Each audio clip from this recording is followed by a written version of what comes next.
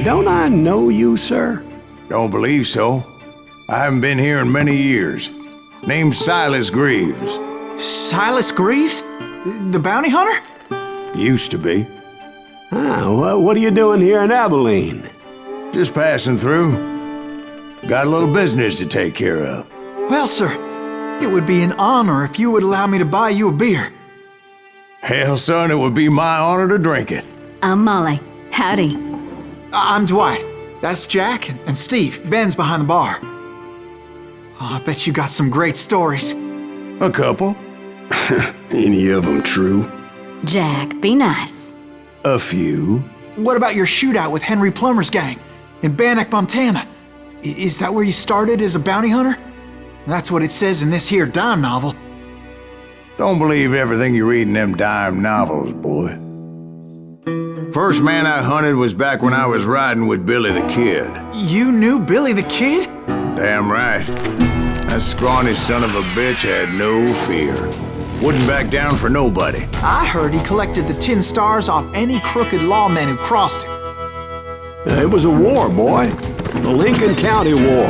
And Billy promised his regulators would take the life of every bastard who helped bushwhack John Tunstall. Kid had a big chip on his shoulder and a hair-trigger temper. Made him dangerous as hell.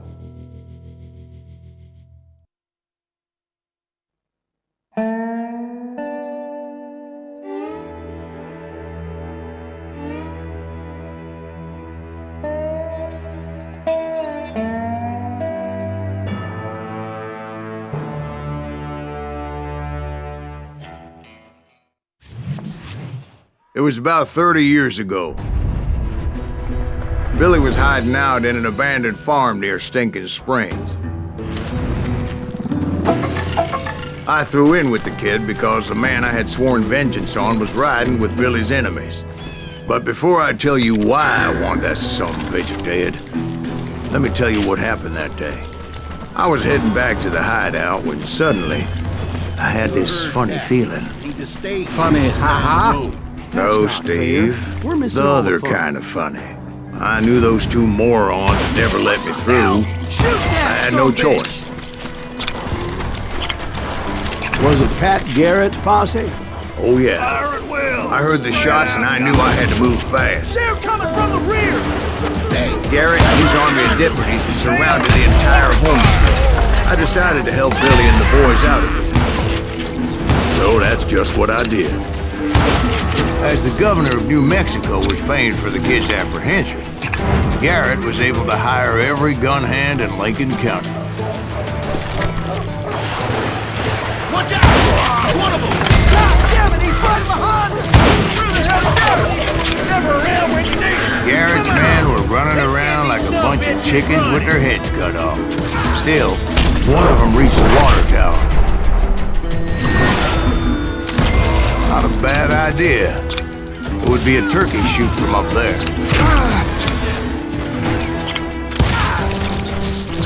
Luckily, these shooters Garrett hired weren't the sharpest tools in the shed.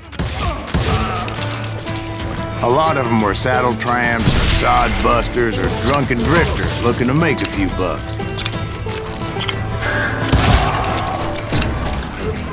Then, I heard a friendly voice yelling at me from the window. Back door! We'll cover you! Watch your flank! Truth be told, things weren't much better behind the house. I cut their numbers in half, but that just made the ones that were left twice as mad. They made up for their lack of skill with a seemingly endless supply of ammo. It was a bit of a slog, but I finally fought my way around the back of the house. And like that, I was inside, none the worse for wear. I passed Dirty Dave, and upstairs I found Billy and Charlie Bowden. Rat in a trap!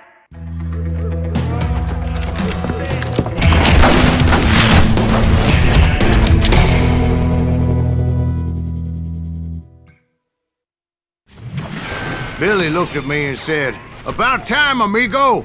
Grab a gun and get to the window." Wait, so you were friends with Billy the Kid? Yeah, sort of. Anyway, we were surrounded by dozens of deputized shooters who wanted to do us harm.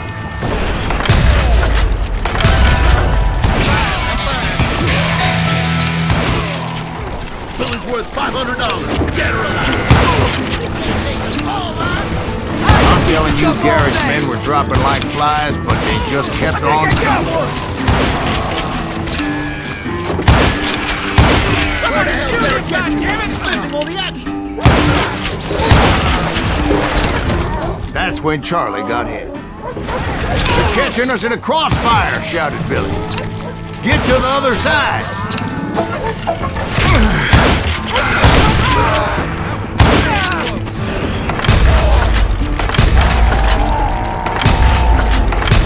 This guy's a psycho!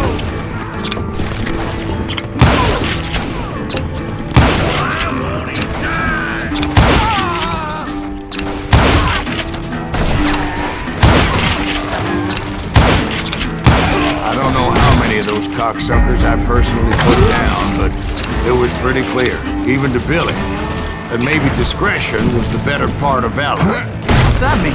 It means that it was time to cut and run. Gonna make They a got run a for it. Gatling, Those Billy poor shouted. sons of bitches are Get the done horses for. and bring them round back. I'll draw their attention. He directed that order at me, and I thought, why the hell do I have to do it? Many would have fled in my place. But I had that false sense of invincibility that many of them. Like that. What are you saying, old man? Jack, he's just joshing me. Yeah, he better be. Mr. Greaves, please continue. Please, call me Silas, ma'am. Now, where was I? You were heading for the barn. Sounds like Garrett hired a whole regiment of hired guns. Yeah, and just when I thought I was done with them, more of these hapless bastards would pop up. Finally, I had the stables within my reach. And that's when I met Sheriff Pat Garrett. I read that you went toe-to-toe with him, sir. That backstabbing bastard with that tacked-on tin star.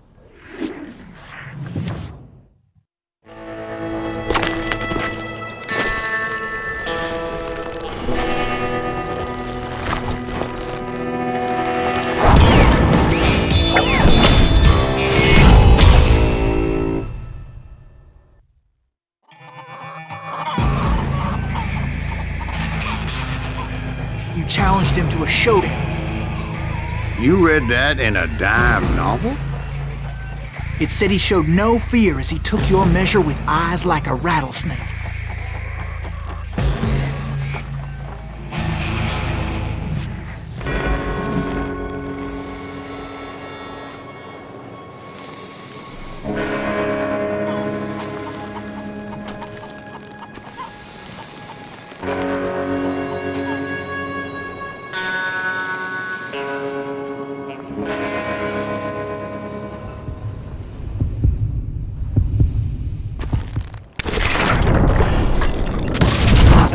And that you killed him in a fair fight.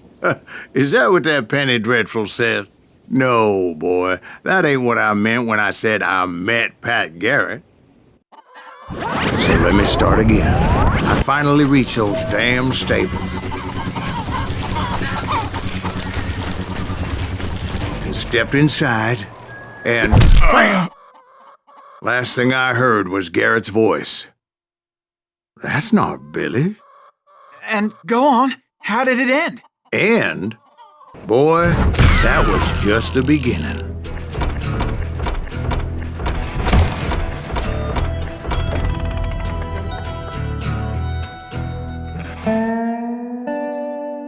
So what happened? Did Garrett arrest you? Yeah, after I came to, the bastard had clocked me with his Colt.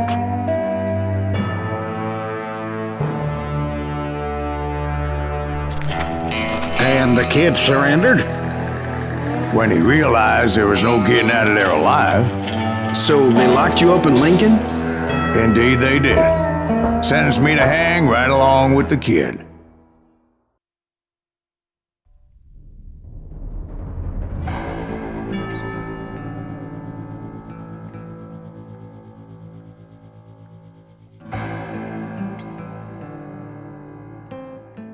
It's important to know that I was only riding with Billy so I could find the bastard I was after.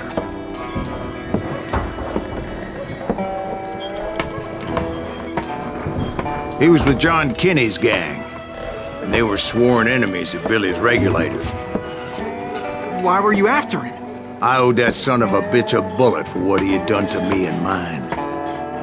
Instead, all I got for myself was a goddamn death sentence.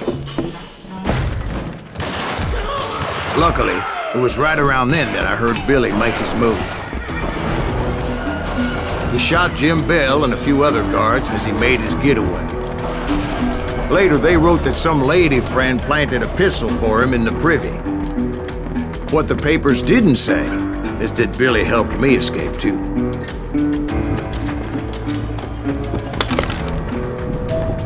My first order of business was finding a firearm. Luckily, I located Deputy Bob Ollinger's mean-ass shotgun.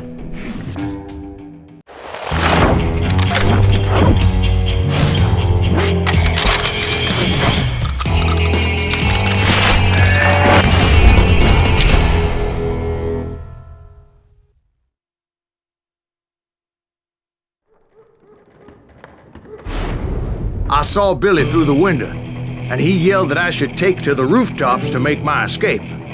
So I did. Anybody see Billy? Now you're really pissing me Hell off. yeah. That scatter gun was like a double-barreled howitzer. It could blow a man clear off his feet. You hardly had to aim the damn thing. The kid's escape raised a huge ruckus. Guards were everywhere looking for him. Can't let the kid get away.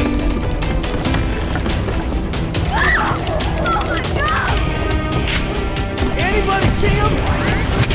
I had to jump from roof to roof like a damn alley cat. I followed the planks where I could, but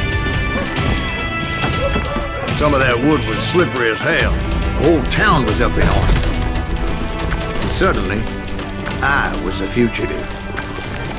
So that bastard you were after, what did he do? He did me and my family a grievous harm.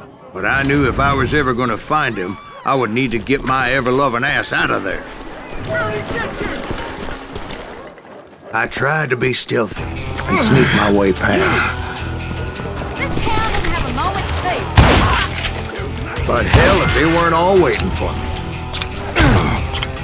Apparently, some of them thought I was Billy. You hooligans can go to hell. Leave him to me. He's in town somewhere. See, me and the kid shared a certain similarity in build and coloring. They're shooting in the street. I was just glad I had Deputy Bob's mean-ass shotgun. Get your headstone. There's children here. Deep shit. Back it back. So much lead was whizzing by my head, it was like everyone in Lincoln wanted to put me in the ground. I knew I needed to find a horse. Though I never did have a great fondness for those four-legged grasshoppers. Smelly, sweaty, ungrateful beasts. We prize them too high, if you ask me.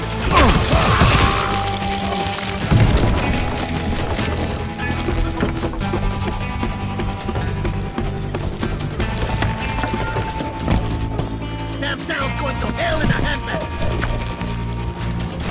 But where was the kid while you were busy getting shot at? Gone. And that's when it occurred to me why Billy set me free.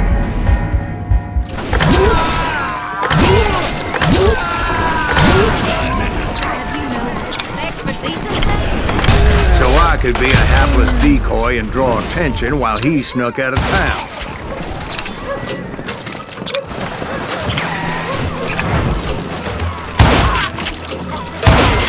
I knew if I made it out of there in one piece, no one could put a price on my head.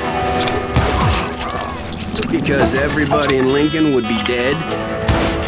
No, because they all thought I was Billy.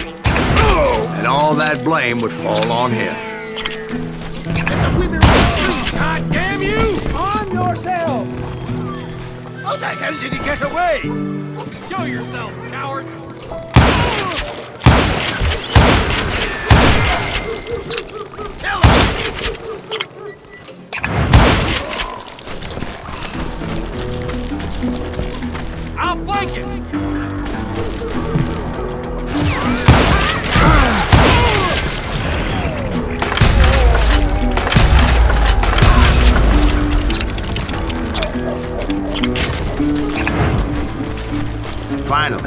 found what I was looking for.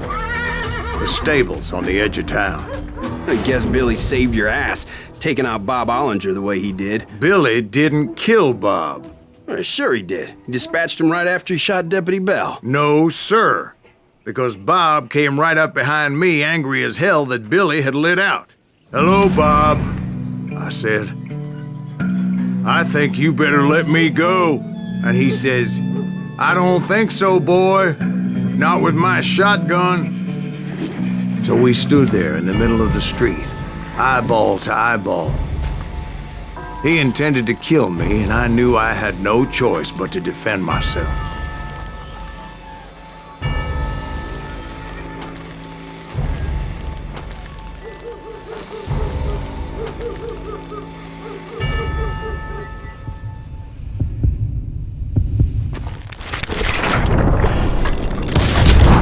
I killed him in a fair fight. Everybody saw I had no damn choice. Well, Lincoln got a mite depopulated that day. Pat Garrett gunned down Billy 3 months later, so his escape was all for naught anyway. So where'd you go after Lincoln? Mexico. Until I realized nobody was looking for me. I ended up taking a job at the Rurales. The Mexican Rurales? I was hired to help them track down the cowboys. The most vicious outlaw gang in Cochise County? Curly Bill Brocious? Johnny Ringo? Led by old man Clanton himself. They must have paid you a pretty penny to take them hombres on. Not really. But truth be told, I had my own reasons for going after those boys.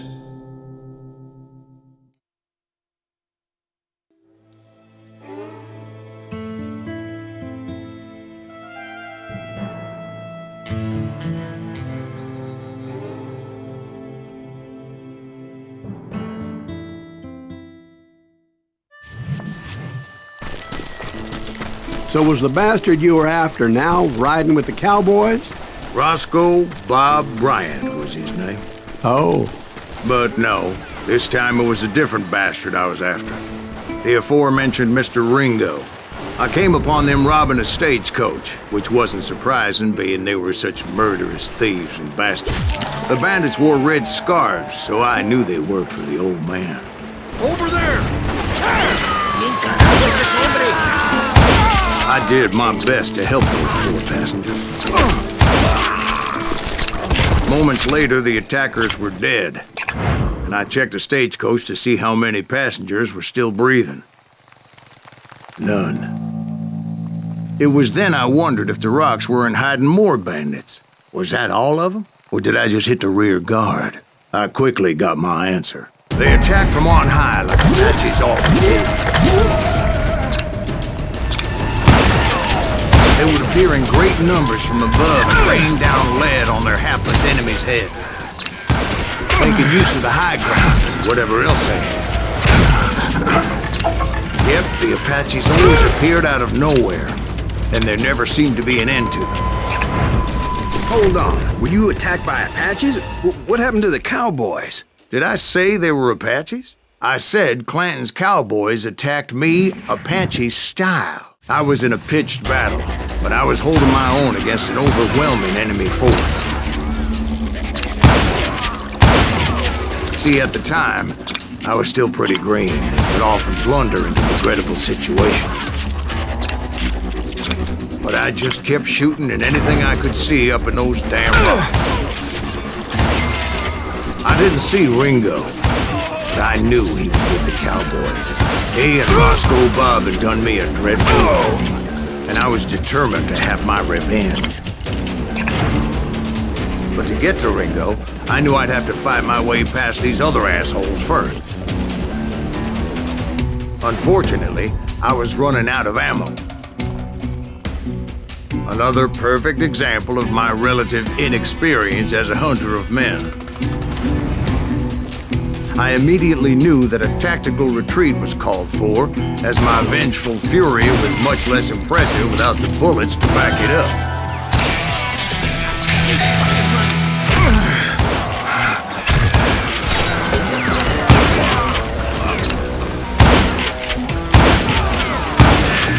Finally, they managed to corner me. Trapped as I was, the odds of my survival seemed pretty slim.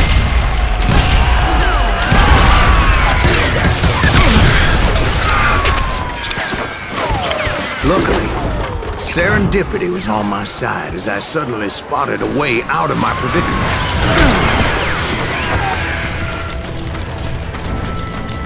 He's getting away!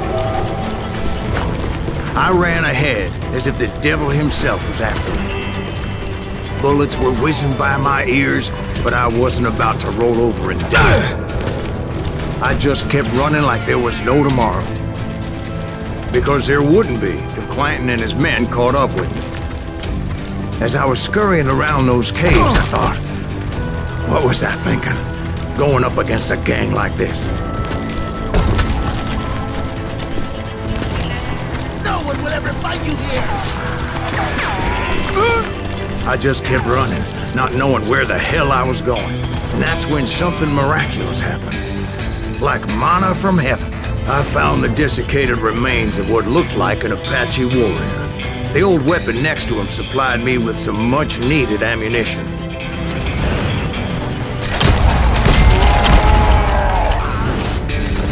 Bat Masterson once told me it was more important to be lucky than good, and he would know. And imagine my surprise when I found a fistful of dynamite to go along with that ammo.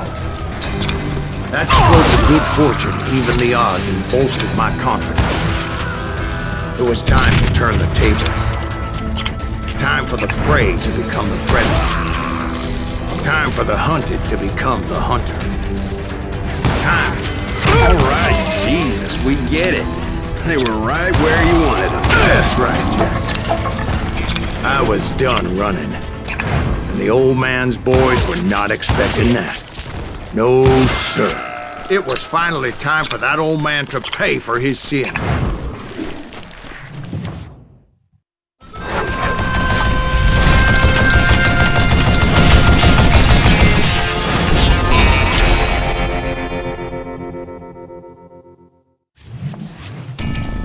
I yelled out at the top of my lungs, "Clanton! I'm coming for you!" A little stealth might have made more sense, to be perfectly honest. Because that old fool had a Gatling gun and enough bullets to last him till kingdom come. But I knew I could not let that deter me. Wait! Goddamn bullshit! Not if I was to find and kill Ringo. I needed to get that old man off that gun. I don't know how you lived this long.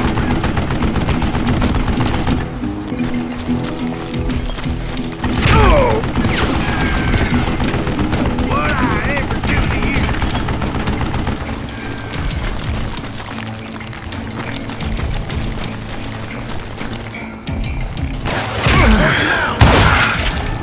Y'all worry about the face, Most everyone thought it was the Ruales who had come up against him in Guadalupe Canyon, but it was just me.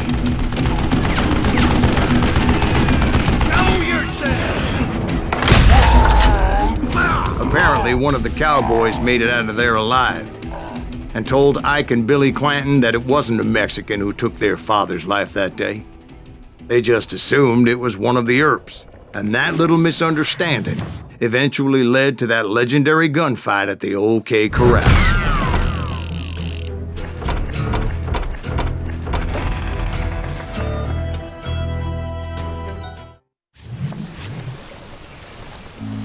A few weeks after that dust-up at the OK Corral, I was still after Johnny Ringo. I had tracked him and the cowboys to their hideout at a sawmill. They were loaded for bear.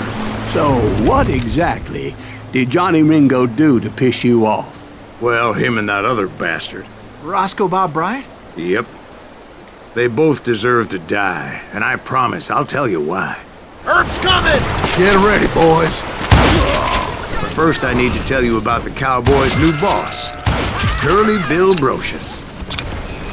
Curly Bill took charge of the cowboys upon the old man's demise, and after that gunfight at the OK Corral, the Clantons wanted revenge. So they murdered Morgan Earp and grievously wounded his older brother, Vernon. Wyatt and Doc went on what became known as the Vendetta Ride, hunting those outlaws down. So when I showed up, that's who they thought I was.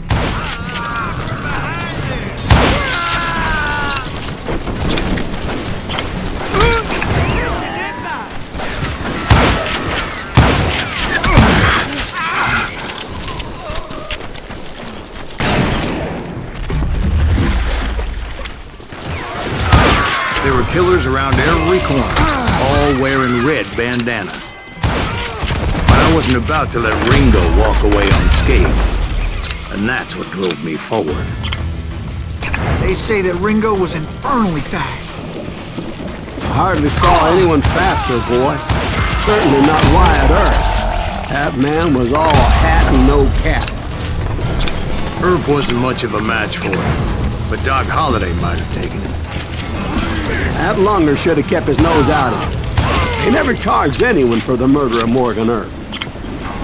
Excuse me, sir. I have a question. What's that, Dwight? After old man Clanton died, why didn't his son take over the cowboys? Because Ike Clanton was dumber than a box of rocks and a yellow belly to boot. Now, where was I? Taking down the entire cowboy gang single-handed. Indeed I was, Jack.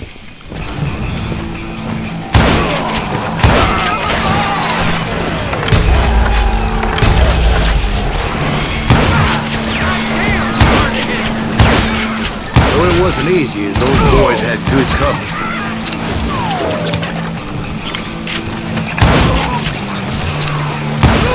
Now he's just showing.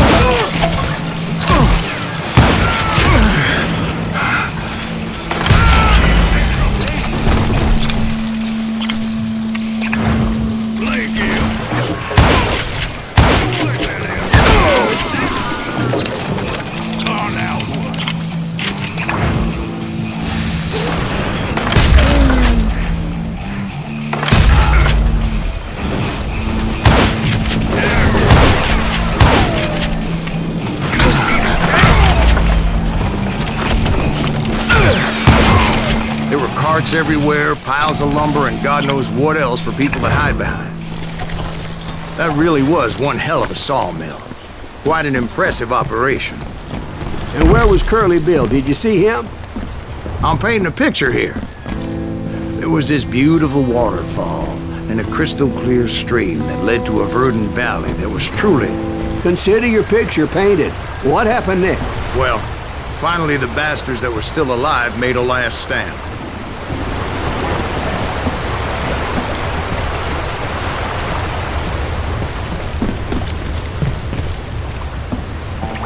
Curly Bill, Johnny Ringo, and his compadres took off into the lumber yard, and I followed after.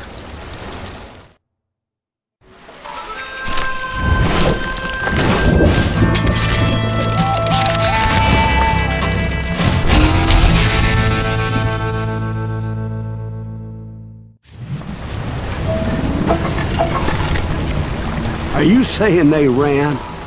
Cowardice was not in Ringo nor Curly Bill's nature. No, sir. I never said they were running scared. They just wanted me out in the open. Time to dance with the devil!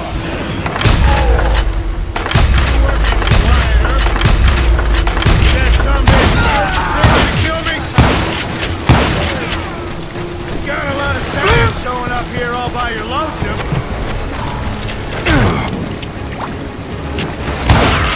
Why is he still standing?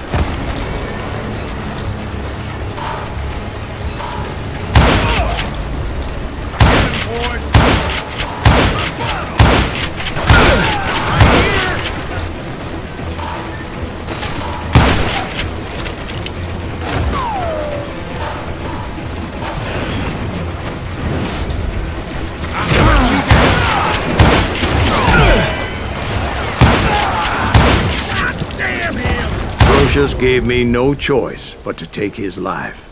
But Ringo was nowhere to be found. I knew you didn't kill Ringo, because he was found dead in a different location altogether. To this day, his killer is still unknown. Indeed. Took me a few months before I finally tracked his ass to West Turkey Creek Canyon.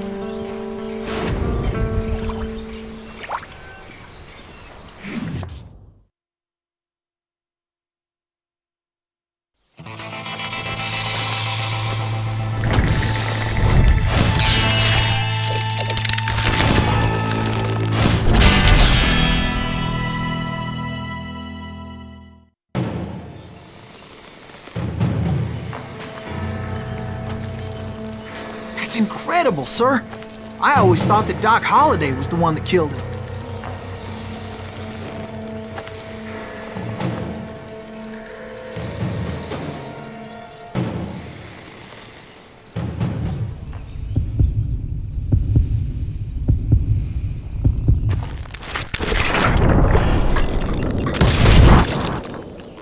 Sorry I had to ruin the legend for you, boy.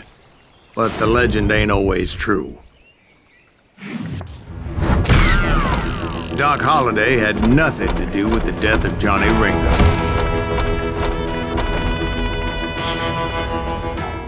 I was paid a healthy bounty for Ringo and Curly Bill, and realized there was real money to be made. That's why I went after Henry Plummer.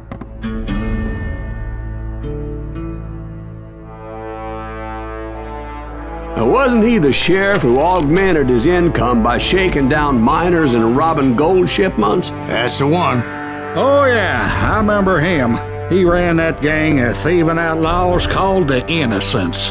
So it's true that you went toe-to-toe with him? Indeed I did, son. Indeed I did.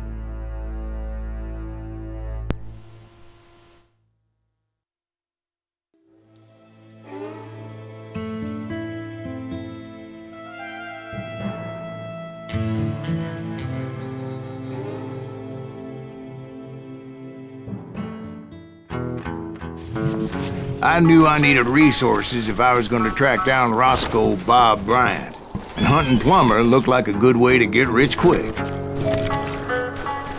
As the local vigilantes exposed him as the leader of the bandits, and put a generous price on his head. Plummer rallied his gang to plunder one last gold mine before making their escape, and that's where I thought I'd find him. It makes me nervous standing so close to all these goddamn barrels of gunpowder. Why would you be nervous? No one has the cojones to come after us. As long as you don't light up a cigar, we're fine. Yeah, besides, George is up there on the rocks with that rifle of his. Nothing gets past him. As my late father pointed out to me more than once, God made men, but Samuel Colt made them equal.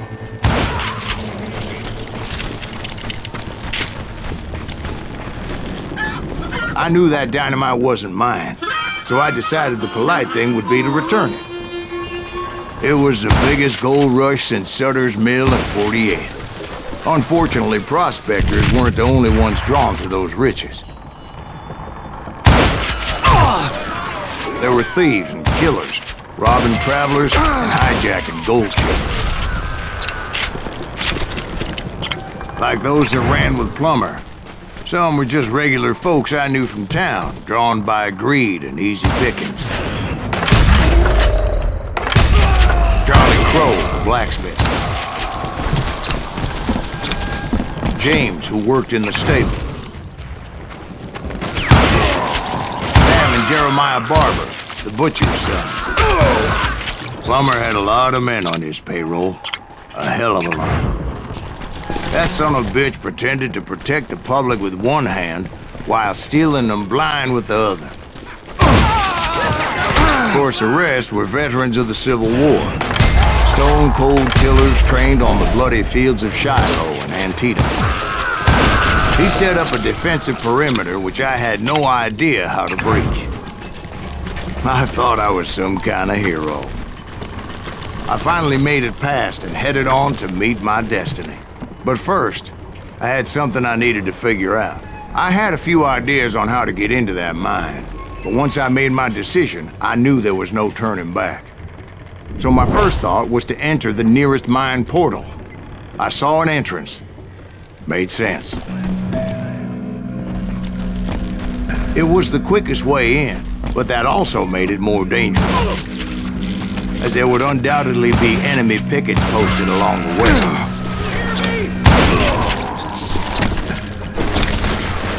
Besides, once you enter a mine like that, it's easy to get all turned around. And that confusing maze of corridors wouldn't even be the worst of it. Some of those shafts could be as deep as hell. A single stumble or misstep can easily end in a deadly plunge to oblivion.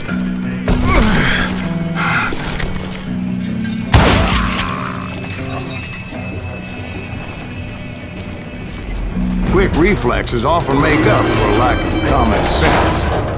Luckily, I was never one to be easily bushwhacked. I would just need to be careful not to blow myself to kingdom come. With all that gunpowder and dynamite everywhere, a body has to know what he's shooting at.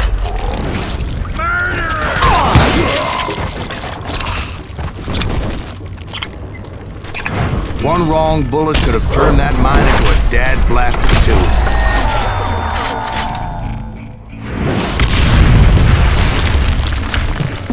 I freely admit that my plan of attack was not just moronic, but clearly insane.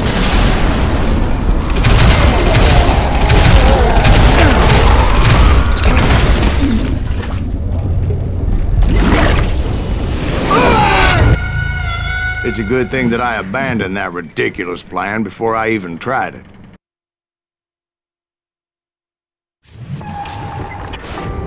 Instead, I spotted a ladder, way into the mine from the opposite side.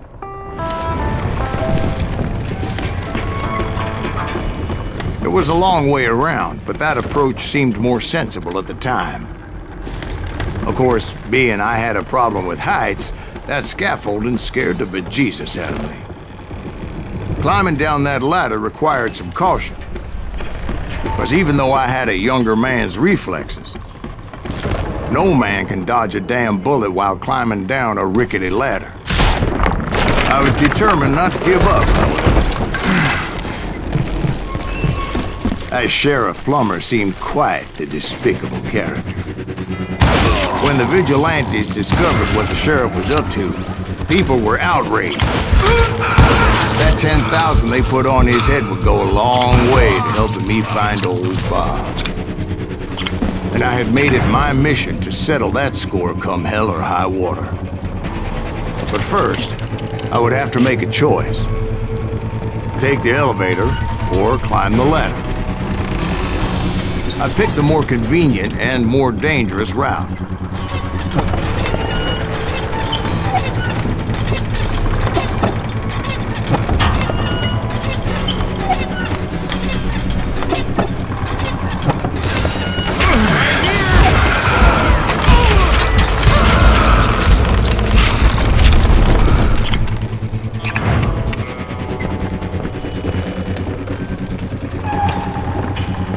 Plummer was a mad dog killer, and the people of Nevada City deserved better. Nevada City? Well, I thought Plummer met his maker in Bannock, Montana. Right, well, he was the sheriff of both places at one time or another, but that's neither here nor there. The point was, taking him down would save a lot of lives, including my own.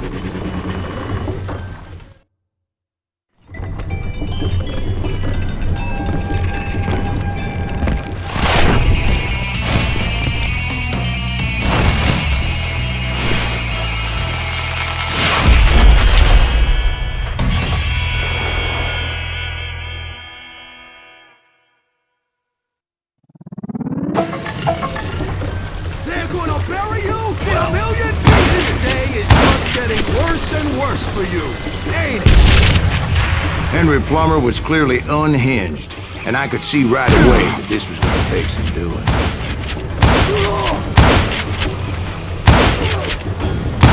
Damn! I need some help here! Come on, boys! Take this cocksucker out!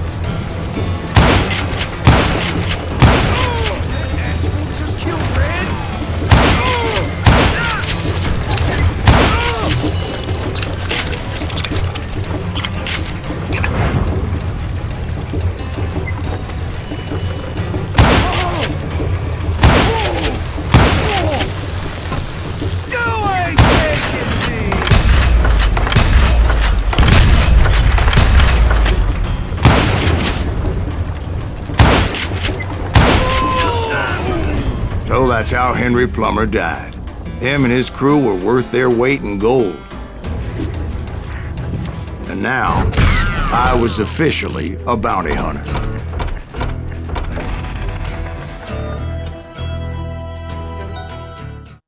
So, did you finally go after that Bob feller? Well, I heard word he was in Kansas with John Wesley Hardin. So that's where I went. Where in Kansas? Abilene. Why do you ask, Ben? No reason. Was Hardin as fast as Ringo? Ringo was fast, but John Wesley was as fast as the devil himself.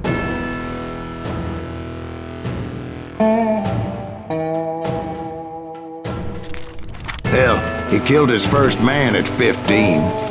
From that day forward, he had a price on his head and wouldn't back down for nobody, not even Wild Bill Hickok himself.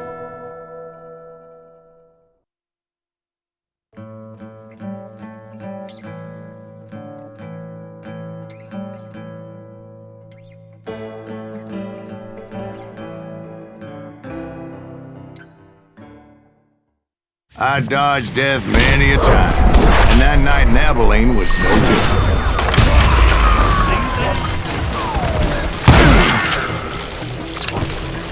I was there with the intention of finding that bastard Bob and collecting the bounty on John Wesley. I thought the Texas Rangers got Hardin. Yeah, that's what they want you to believe. It was cold in a witch's tit and a brass bra that night as I fought my way past his loyal compadres to the very same saloon we're sitting in today. Look around and imagine this place painted in blood. Hardin was waiting for me, and...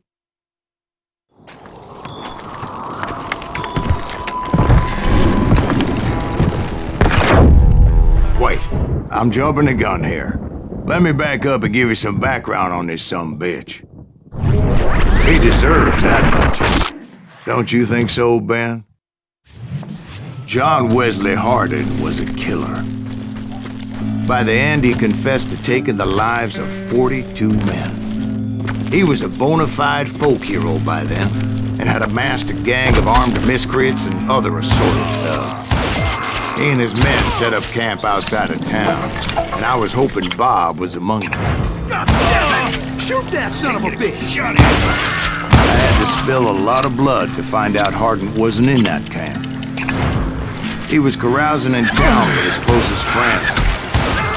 Hardin's boys apparently didn't want me to reach the Bull's Head. Some were hightailing it into town to inform their jefe of my unwelcomed presence. Tell Hardin someone's coming for him!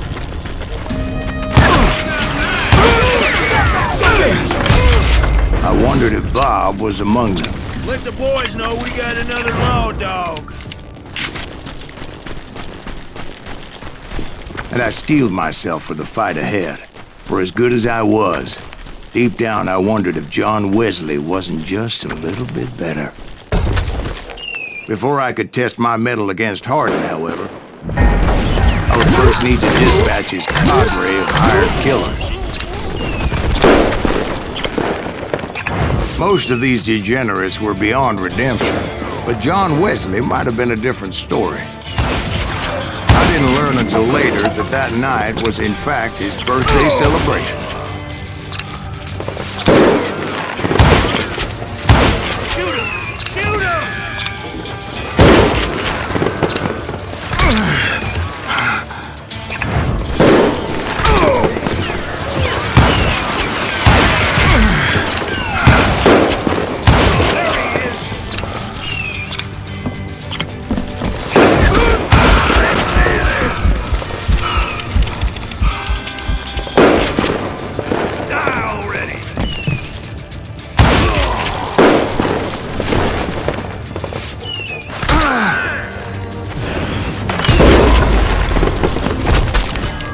I think I already mentioned that I found Hardin in this very saloon.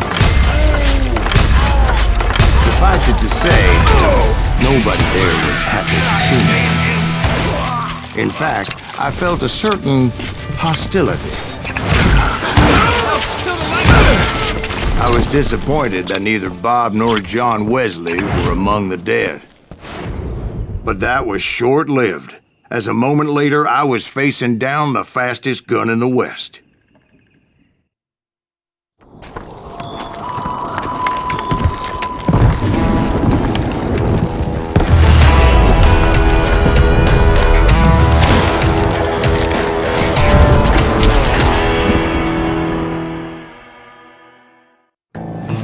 I felt a bolt of adrenaline, or maybe that was fear.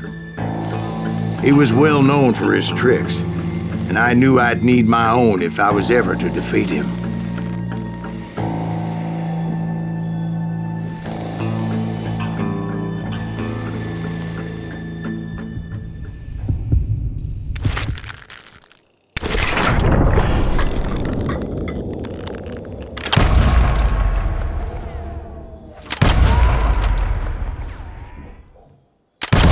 That man was faster than greased lightning, but being inebriated as he was, he didn't count his shots. And now, he was at my mercy. So he didn't die?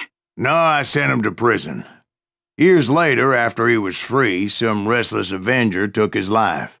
Shot him in the back in a saloon just like this one. Anybody up for another beer? Ben?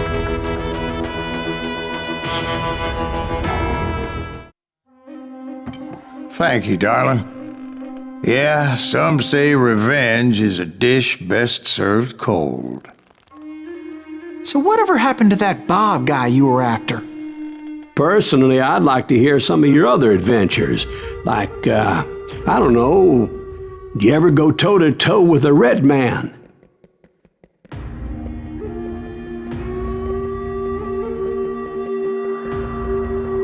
Yes, I did, Ben. I remember once I was after this renegade Apache, Grey Wolf. Strangely enough, revenge was also his primary motivation.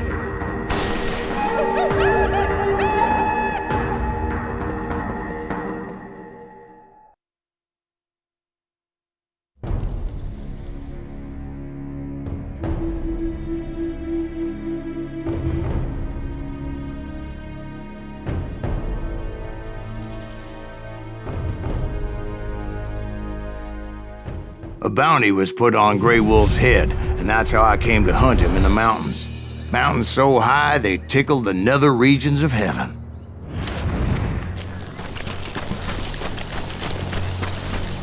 Grey Wolf was a Chiricahua Apache medicine man who had led a war party in revenge for a massacre against his people. The U.S. Army had attacked his tribe during his daughter's sacred sunrise ceremony, and the slaughter was unspeakable. Right from the beginning, I couldn't shake the feeling that Grey Wolf was watching my every move. He led a band of young Apache warriors who wanted retribution and were more than willing to die for him.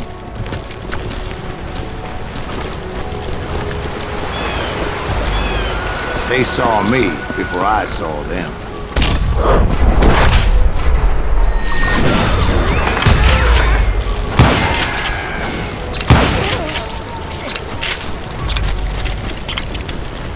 And it crossed my mind that maybe this wasn't such a good idea. But now that the shooting had started, there was no backing down.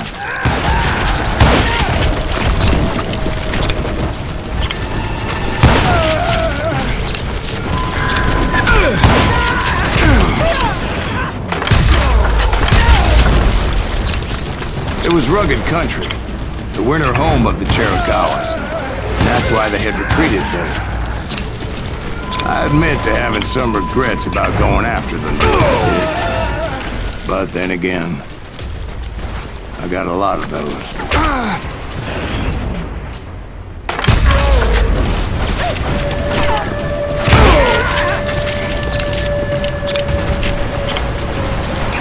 Did you find Grey Wolf? Not at that moment, but I did find the entrance to their hideout.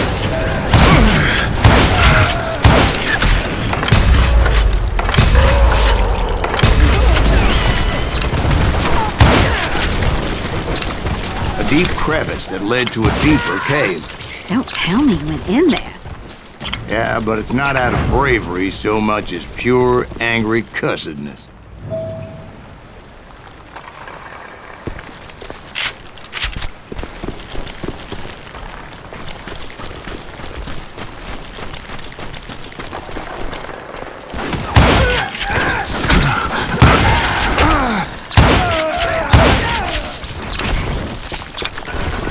See, back then, I had a stubborn streak a mile wide, and I wasn't about to back down. So it was like pitch black in there? Actually, it was pretty well lit, as they had torches on the walls.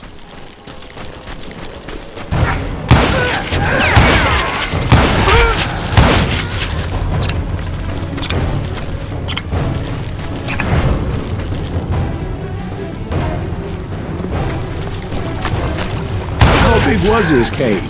Big as hell, Ben. Chiricahua had hid out there during the Indian Wars. They thought it was haunted with the ghosts of those murdered by the horse soldiers. The cave was haunted with dead Indian ghosts? To be honest, I was more concerned with the live ones than the dead ones.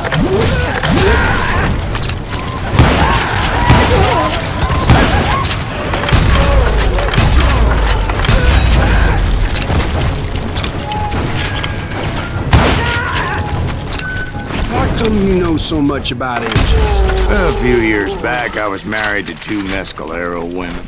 At the same time? Yeah, they were sisters. Polygyny is traditional among the Mescalero. So what happened? Oh, I had to get out of there. Those girls never shut up. Both of them nagging at me all the time. Drove me half crazy.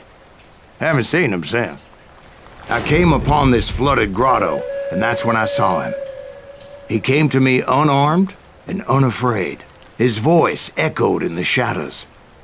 And I sensed he meant me no harm. You carry great darkness in your heart, and if you do not release it, it will claim your soul. The sound of his voice put some kind of ancient Indian spell on me. As his story unfolded in my mind, You will come to this place again and kill many more men, and the darkness will grow until it consumes everything that you are. The soul would have no rainbow if the eye had no tears. he said I was a great warrior, a coyote man, unequaled by any other pale-faced warrior, or something like that. The snakes will bite shadows of your past until a venom poisons your heart, and an echo of the song of the dead summons the spirits deep from within the mountains. I didn't quite get what he was saying, but there was definitely snakes. And indeed, his warriors surrounded me and attacked me like hungry wolverines. They couldn't stop me, though, and Grey Wolf wasn't in the mood for idle talk.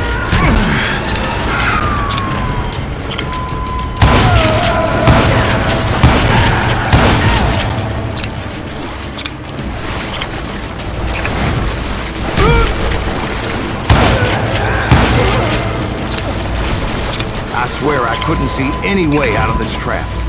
But suddenly, one just appeared. Kind of like a miracle.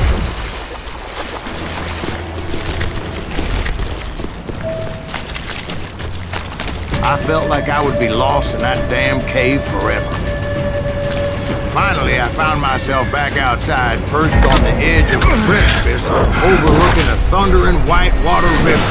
To get where I was going required several leaps of faith. But no way in hell I was turning back.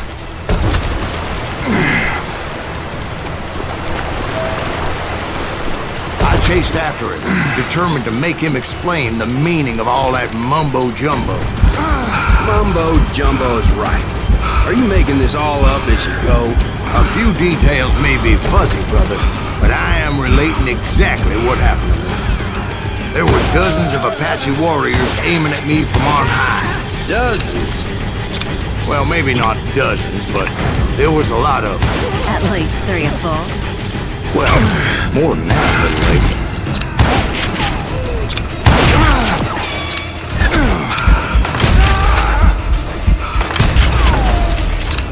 I had a steep climb up creek ahead of me and scrambled up those rocks like a mountain goat. I was determined to locate Grey Wolf and find out exactly what the hell he was trying to tell me. And wouldn't you know it, that crafty son of a bitch led me right into a trap. What kind of trap? Well, son, there had to be at least 100 Apaches surrounding us. 100? God be my witness. Oh, come on. Who you kidding? Hey, I believe you. Come on, tell us how it ended. All right, but I'm not gonna drag this out. Where were we? You were surrounded by 100 Apache warriors. Well, I didn't take the time to count them exactly, but there were a lot of them.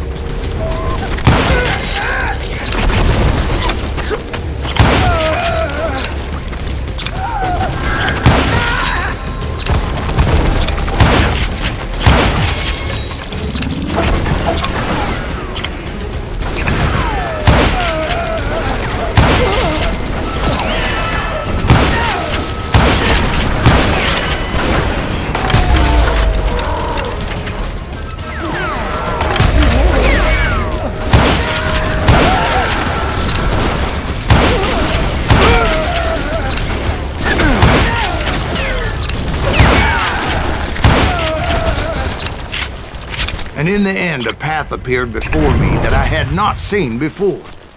I followed it as I desperately needed to find out what Grey Wolf was trying to tell me. But it was like that son of a bitch disappeared into thin air.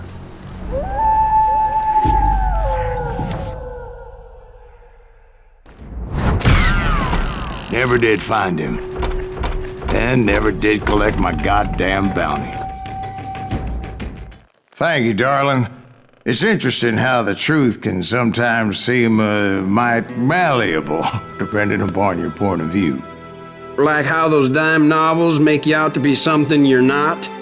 Jack, don't be starting trouble. No, he's right. They do tend to exaggerate. Did they exaggerate your part in taking down the Daltons? Well, I was there in the flesh, boy, so I saw what happened firsthand.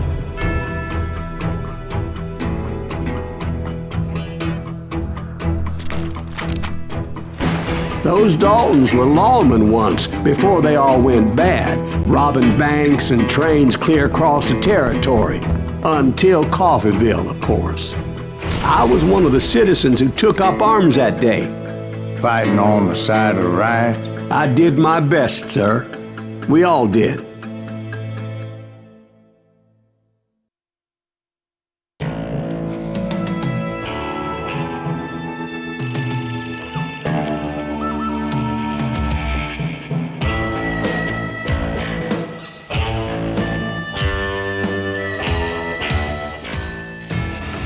It was early morning. One of my friends was a local gunsmith, and he handed out firearms to anybody who'd take one. You see, the dogs got it in their heads to rob two banks at the same time. Two banks on the same damn street. Well, the locals recognized the Daltons right off. Before they could get away, half the town took up arms to defend their property.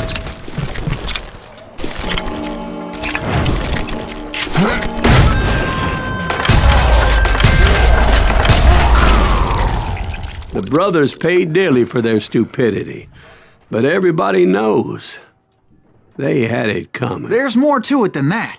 I read all about that day, so I know for a fact that it went down very differently. First of all, it was high noon. A posse of U.S. deputy marshals were on the rooftop across the street. Get ready, boys. They're gonna make a move. The lawmen had been tracking the Daltons for months, and now they finally had them dead to rights. Among them was a bounty hunter feared by many a lawbreaker.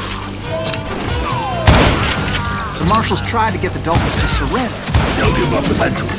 You just gotta wait till something pitches out. This bounty hunter knew that the brothers were far too proud to ever lay down their guns. So he went in there alone to confront those criminals. One of the marshals shouted, "Where are you going? Are you crazy?" Hey, where do you think you're going, dumbass? That rifle's mine. He saw a way to get around to the back of the bank. Then he figured out how to hit the Daltons from a direction they weren't expecting. A moment later, he was climbing up a steep ladder, laughing at danger as he did. It was brave men like him who risked their lives to tame this wild country.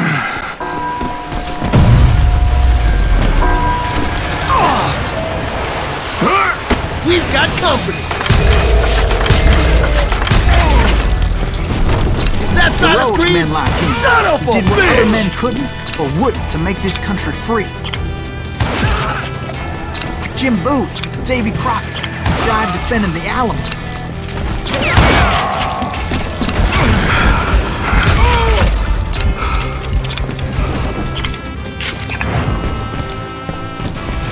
Over there! That's Silas Greaves! What the hell? Blang! He came away victorious, taking down those thieving Daltons. His name was Silas Greaves, and when the dust finally settled, he was the last man standing. Sorry, kid, but that just wasn't the way it happened.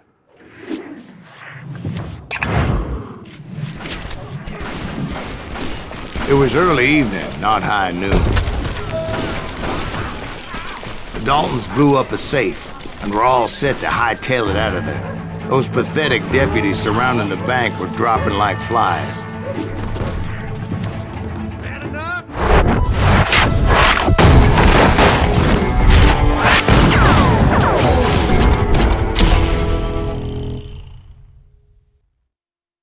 I had been tracking those jokers for months, waiting for them to do something reckless. There he is! And finally, they did. Those stupid bastards decided to rob 2 banks at the same time in the same town where everybody knew them. But they still had friends in Coffeyville.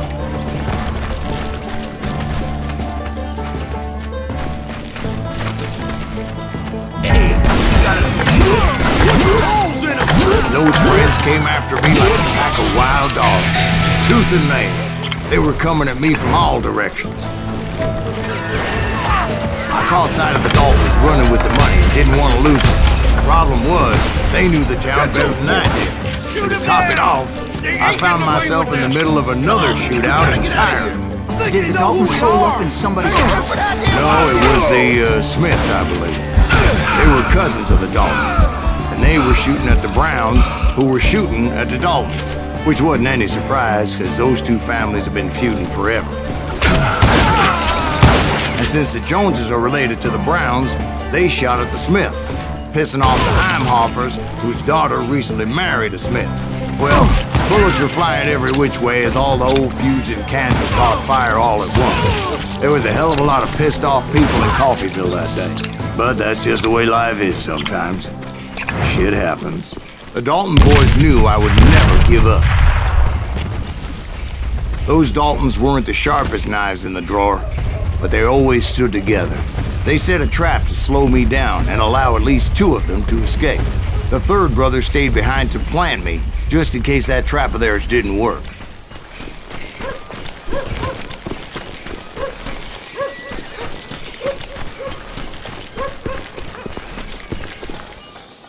It was Emmett, the youngest, and he decided to stand his ground and face me down. I ain't afraid of you, Silas Greaves. This is where it ends for you. He was determined to protect his brothers. I understood how he felt. Taking me on all by his lonesome wasn't exactly a recipe for a long life.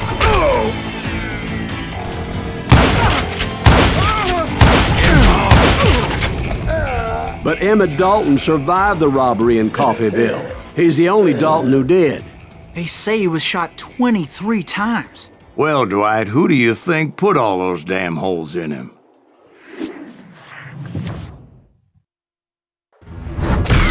But I have to admit, that boy had grit.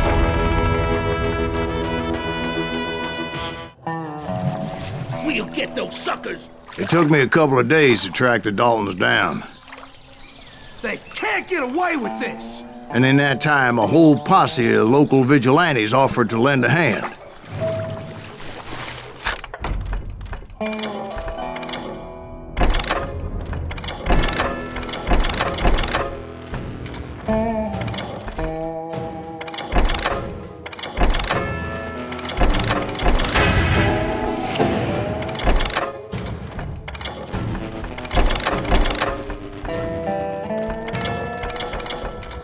Track him to the ends of the earth. They seemed as determined as me to find those outlaws. But as we headed into those swamps, it was like I had my own private army. There was no way those boys were getting away this time.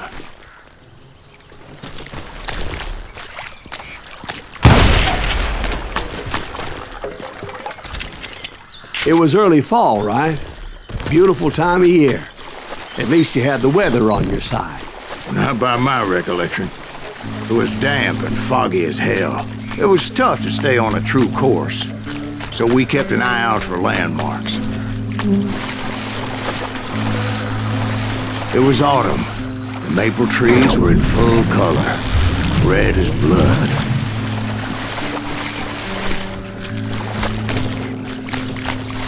The rains that year were torrential, so the whole area was flooded.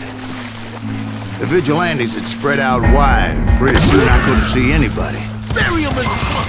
Plant them where they stand. Except for some bitches ahead of me wanted to do me harm. So I had to face them alone. I wondered why my compatriots didn't come running when they heard the shots.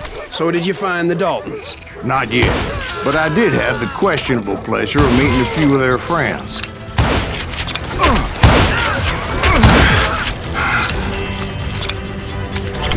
The boys had established quite a reputation by that time, so they attracted all manner of riffraff to their cause. Point being, I was under serious attack. Get this. And my reinforcements was nowhere to be seen.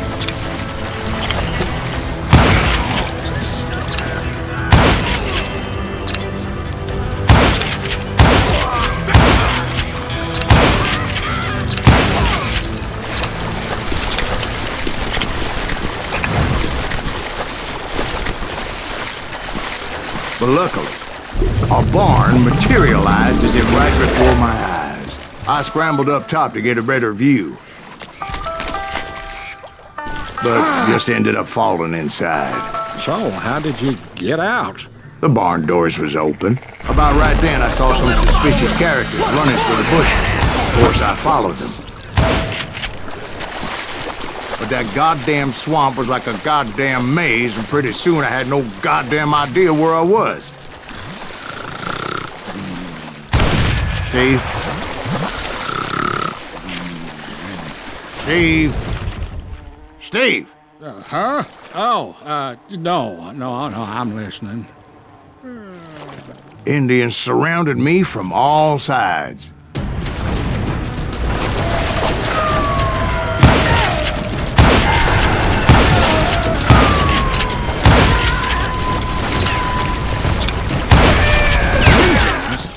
There were Indians?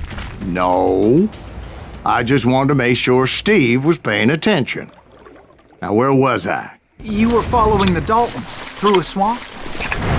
That's right. See, Steve? Dwight's paying attention. Oh, I'm listening. I was just resting my eyes. So, where was I? Stop that, son bitch! See, there's a reason so many outlaw gangs are made up of brothers. So did you ever find the damn Daltons? Not yet, but I did find a few of their cousins. You Kansans breed like rabbits. More Smiths or Heimhoffers or who knows what. But hell, what's more important than family? I bet Ben knows what I'm talking about.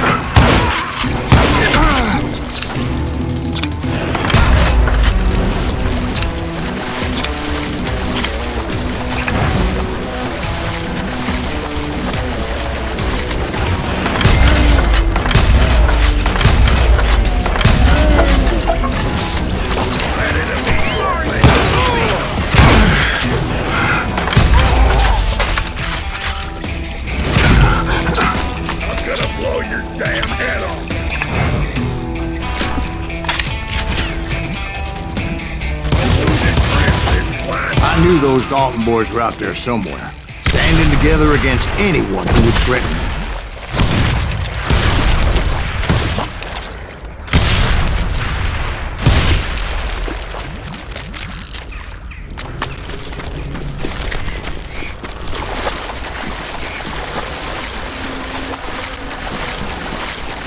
And that's when I saw it. A goddamn steamboat. A steamboat in a swamp? Yeah, Steve, but this wasn't much more than a wreck, really. But how'd a damn steamboat end up in the swamps? Guess it floated off during the flood of '89. Now, was it a stern wheeler or a side wheeler? What? Does that really make a difference, Steve? It was a steamboat with a goddamn army on board.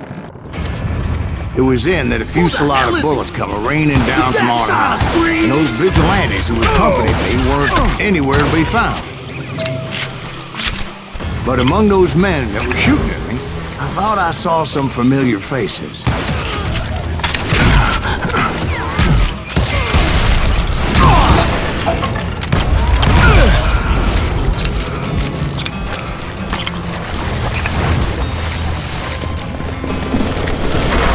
Somewhere up there, the Daltons were waiting on me.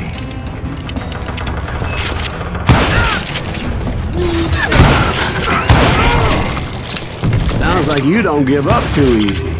That's the kind of man I am, Ben. I set out to do something. I do it. Surrender just ain't in my nature. Plus, I'm stubborn in hell.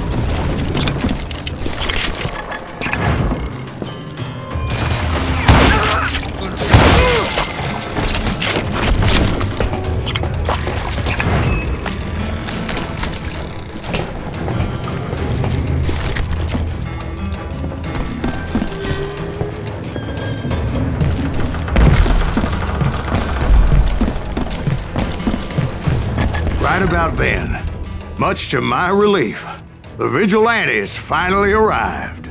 Their leader motioned at a cabin in the middle of the top deck, pointing me directly at the Daltons. I finally had them, after months of dogged pursuit. But it turned out that they had me. Take him out! I'm sending you to hell!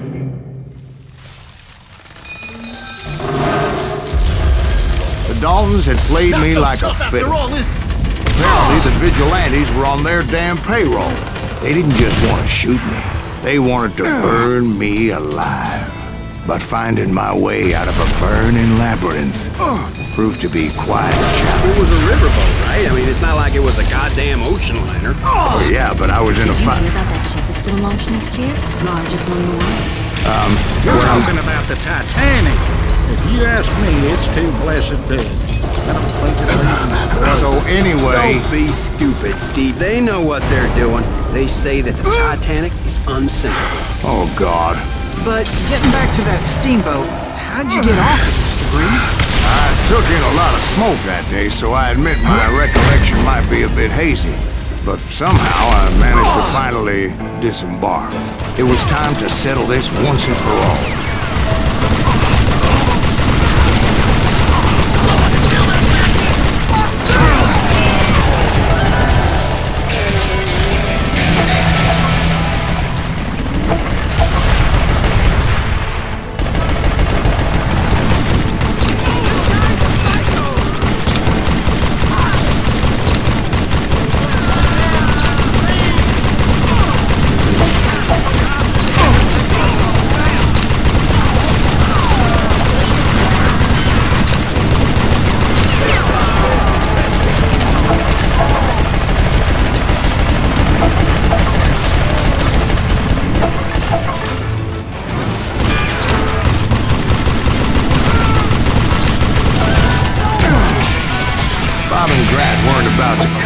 One at a time. They were in this together. Two brothers side by side, determined to take me down. Confident that this time the odds were on their side.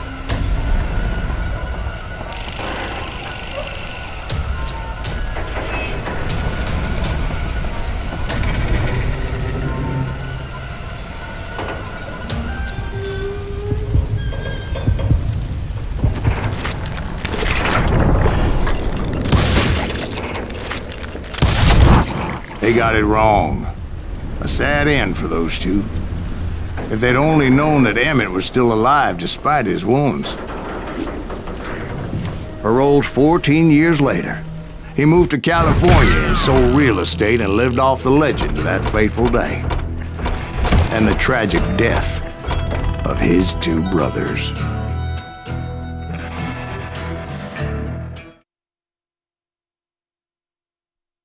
My own brothers died tragically as well, truth be told.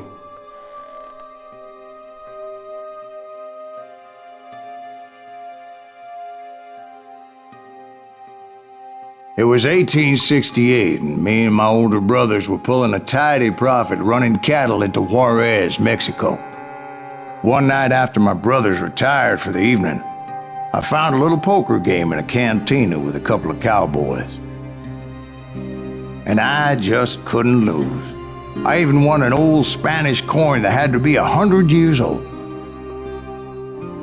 Well, I was mighty pleased with myself the next morning as my brothers and I rode for Texas. But before we crossed the border, those cowboys caught up with us.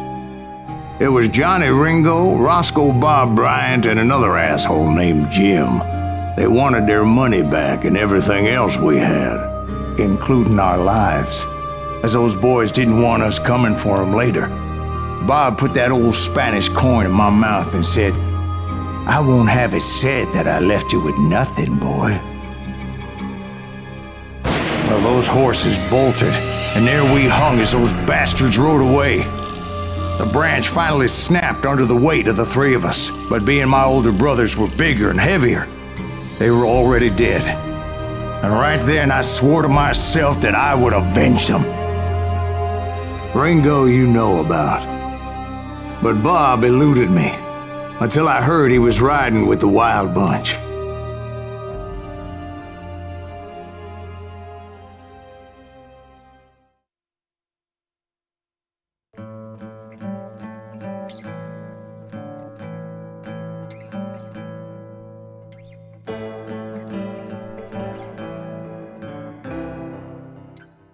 I'd been on their trail for months, ever since they left their hideout in the Bighorn Mountains.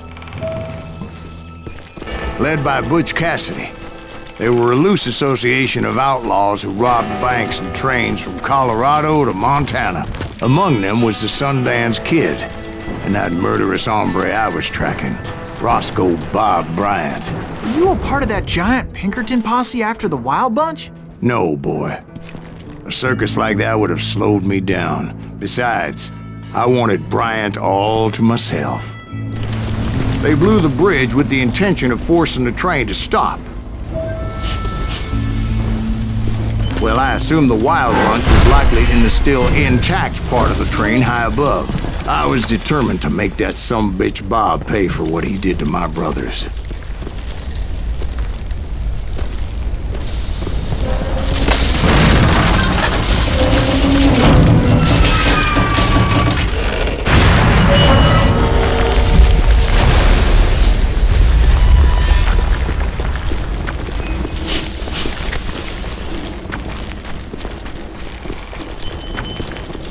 Ears are still ringing from blowing up that bridge.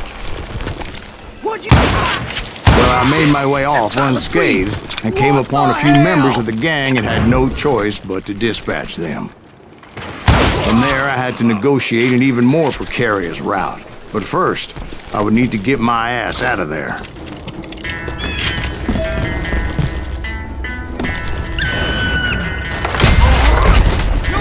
I jumped from the frying pan into the fire as the train was clearly fixing to fall.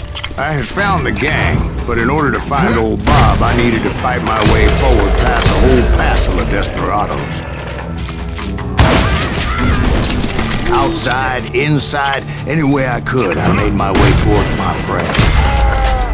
Well, what about the passengers? It was mostly a freight train, as I recall. There were no passengers aboard that day.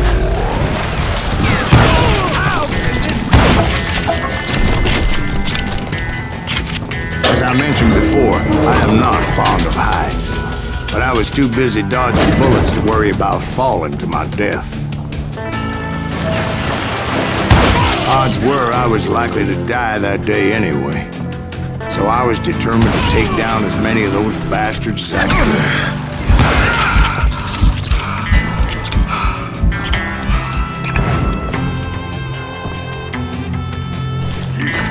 At times, it was like shooting ducks in a shooting gallery. The only difference is these damn ducks shot back.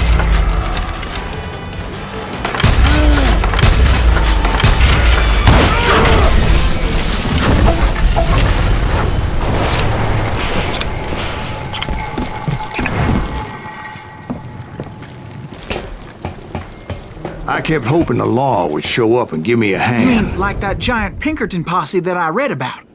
Did they come riding in, guns a-blazing to help?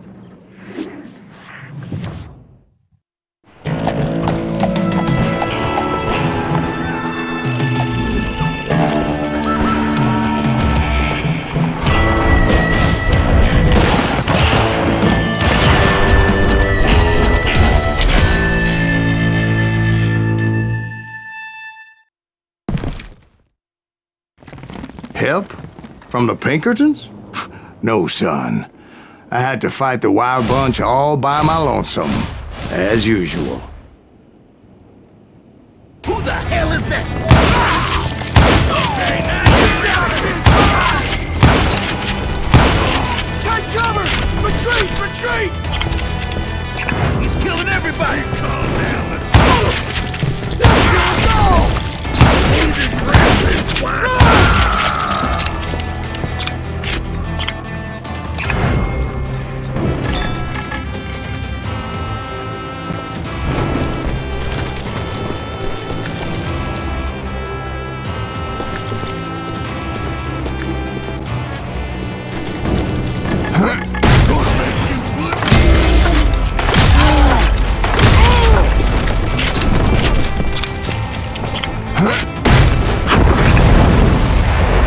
Guess is those dime novels didn't portray this as it happened, did they?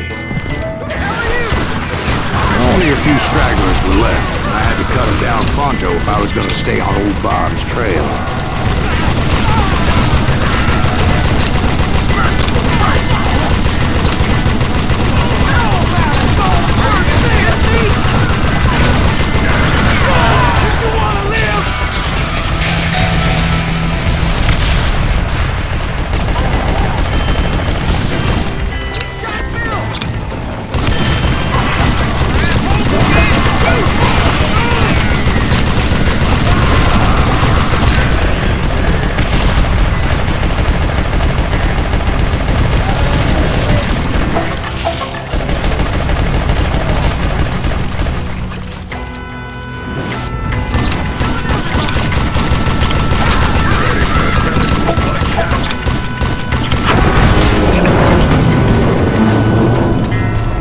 Once I silenced all those guns, I went searching for my nemesis, determined to finally have my justice. But the only survivor who welcomed me was George Flat-Nose Curry. Who was he?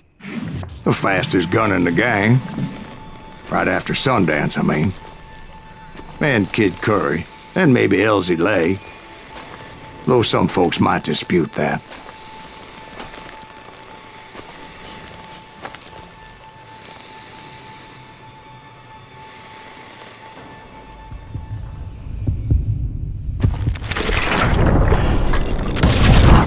On that very same day, Butch Cassidy and the Sundance Kid decided to leave the Wild Bunch behind and decamped for South America.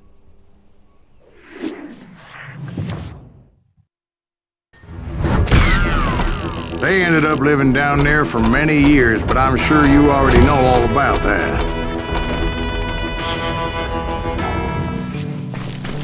I tried to find Bob Bryant, but it was as if he'd disappeared. Sometime later, I heard the Wild Bunch was back together. Kid Curry escaped from jail, and now he was running the whole shebang. So I took to their trail, because I was still in pursuit of my brother's killer and hoped that he was back with him.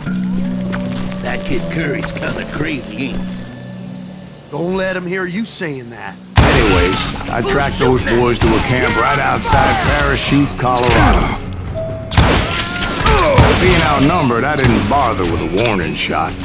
I just started taking those bastards down. Old Bob wasn't among them, and neither was Kid Curry. I could sense him close by, however, plotting something nasty. I just needed a clue as to their whereabouts. And I found one. A map with their bold plan clearly marked. This time they were fixing to blow up a train trestle. Property of the Union Pacific.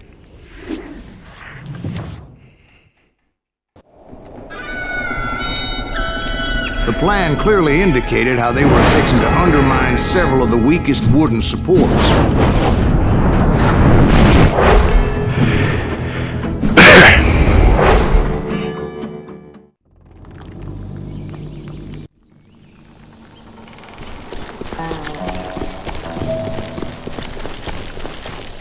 Kid Curry was considered the wildest of the wild bunch. It was said that he fathered 85 bastard children, though some say it was only 5. Kid Curry had bragged to a whore how he was gonna rob a train heading to the U.S. Mint in Denver.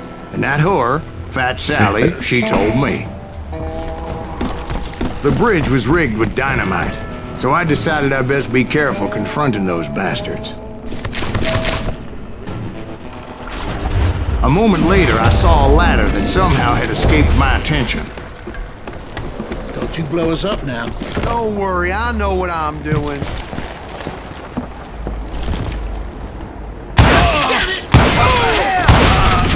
But the Wild Bunch did not take kindly to my presence and attempted to blow my head off. It appeared the kid had found a number of new recruits to bolster their ranks. Guess there's always desperate men willing to trade their lives for stolen treasure. What happened next? Well, having removed the first bundle of dynamite, I decided I might as well remove the other one. Once that was done, I figured I'd find my way from there.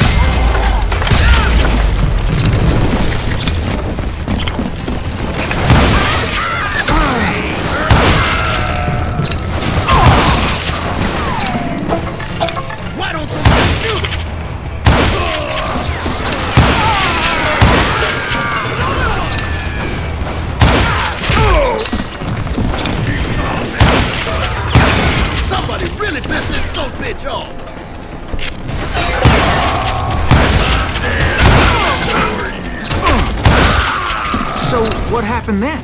Had to remove more of that damn dynamite. It must have been terrifying trying to make your way across. I was sweating it a bit, but then I noticed a footbridge tied up on high, so I shot the rope.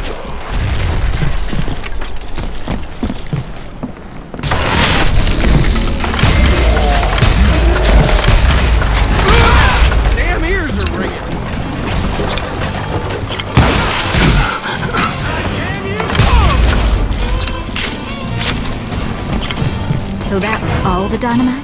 Well, funny you should mention that, darling. As actually there was a 4th charge impeding my progress.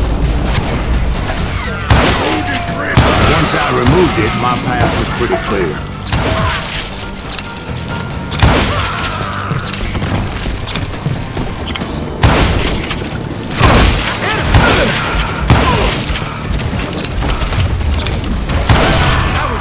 So I proceeded onward. I realized that way just wasn't gonna work. I needed an alternate path forward.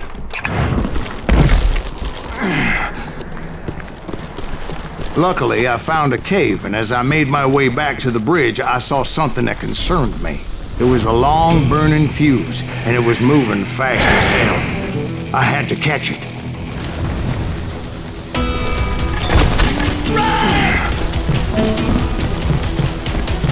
The burning fuse was so damn quick, I had to run like the wind. I almost had it, but no. Thought I was gonna have a coronary when I lost sight of those sparks. My heart was pounding like a sledgehammer. I knew that failure meant boom. Then, finally, at the last moment. Whew. Of course, I was successful, or clearly I wouldn't be talking to you folks here today. Naturally, I removed the last dynamite charge. Well, it was a touching reunion. But by this time, I was thoroughly exhausted and dragging my ass as I was not a young man anymore.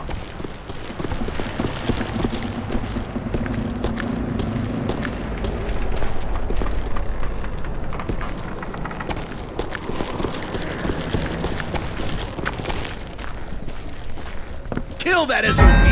Make him bleed! Send them to forget! Finally, I found those boys. Or more precisely, they found me. He's crazy! Get Curry, ass!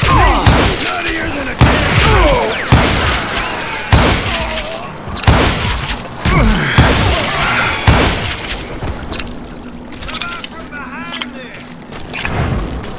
Just when I thought things couldn't get worse, Kid Curry opened up on me with a goddamn Gatling gun. It was hidden in this tunnel and pretty well shielded.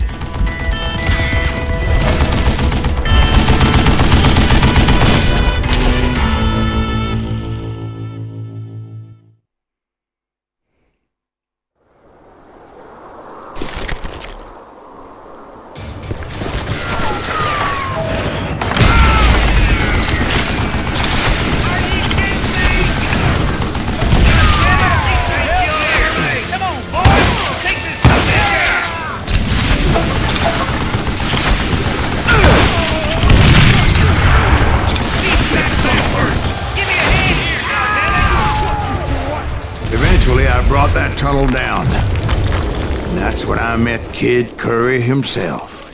He had decided to stop pussyfooting around and deal with me personally.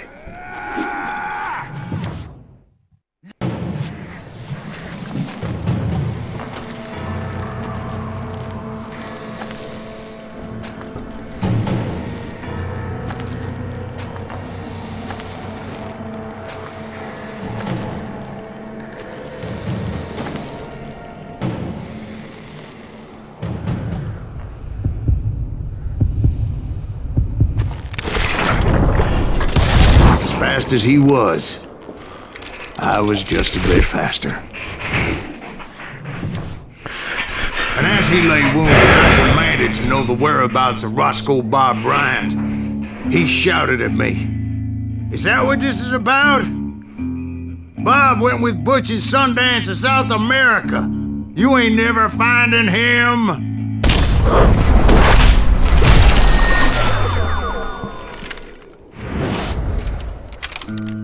Those were his last words.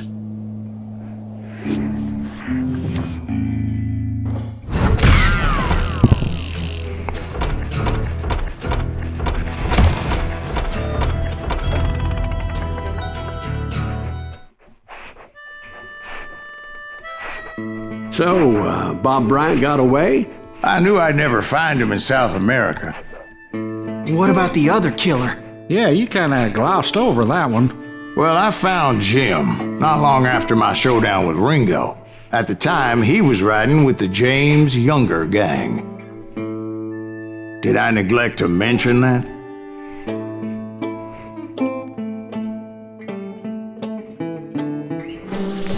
Jesse James? The greatest outlaw who ever lived?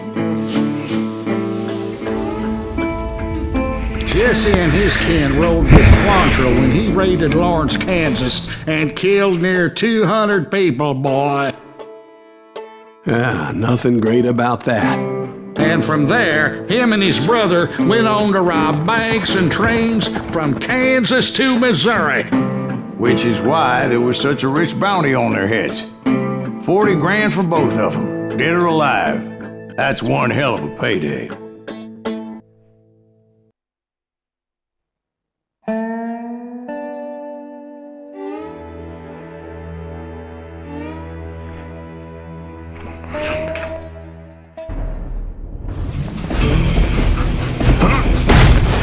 I confronted them as they were robbing a train. Bullets were flying at me from every which way. But I knew I'd have to fight my way forward if I was gonna find this Jim.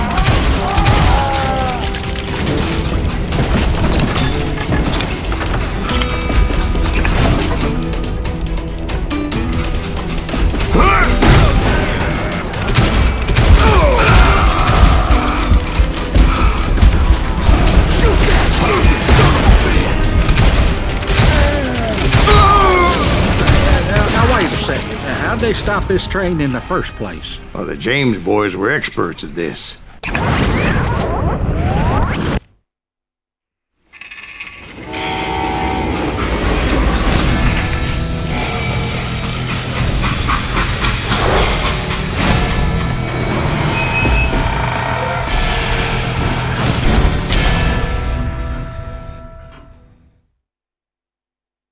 They hopped a freight train having heard there was a big payroll in the express safe. So, I hopped the same train.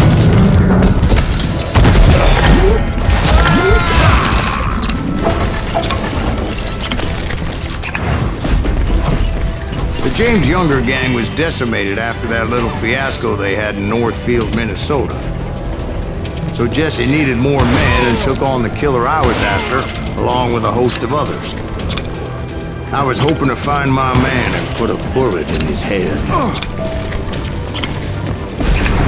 Climbing around that train, I must have swallowed 100 damn bugs before I reached James that... Younger gang pulled the first train robbery west of the Mississippi. Sounds like you hold them in high regard. Everyone knows they were the most famous outlaw gang ever. And you took them all on by your lonesome. Again. I'm finding this all a little hard to swallow, friend. Well, maybe you need to wash it down with some whiskey. By the way, did I mention that that train was flying down those tracks like a bat out of hell? Anyway, excuse me, Ben. Where would I find the gentleman's facilities? Suddenly I have an urgent need to drain my one-eyed snake. Well, I've had more than a few drinks, and I've been sitting here for quite a spell. Right through there.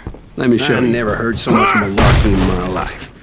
You think he's bullshitting us? You don't think he's Silas Greaves? I think he's just some old drunk looking for some free liquor. I don't know, Jack. I think I believe him. You don't think he met Jesse James? Boy, you gotta be kidding me. That story makes no sense at all. Jack. I mean, you gotta be 2 bricks short of a load to believe that cock and bull story. I don't agree. Jack, lay off the But bar. you seriously think that tired old man went toe-to-toe with Jesse James? Well, that's better. Did I mention that this Jim was married to the infamous Belle Starr? Of course, I didn't learn that until later. Anyway, I made my way forward the best I could. Around the sides, over the roof. At some point, some sumbitch saw me and shouted out, "It's the damn Pinkertons!" It's the damn Pinkertons! Now, I never worked for that limey cocksucker. But I guess they assumed I was one of his assassins. Those evil bastards firebombed Jesse's mother's house and killed his stepbrother. So it's no wonder each and every asshole on that train wanted me dead. Everybody's always mistaking you for somebody else, aren't they? Why is that, I wonder? Don't rightly know, Jack. I'm just telling you how I remember it. I bet you are.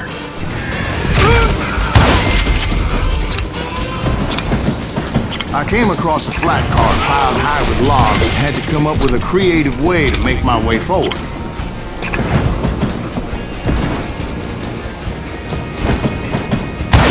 I wondered if I was ever going to find the front of that train, or the bastard I was after. Right about then, I was attacked by some asshole on a Gatling gun. Yeah, seems like you run into a lot of them. Asshole? Gatling guns. Yes, I did. Now, I don't remember how I took it out.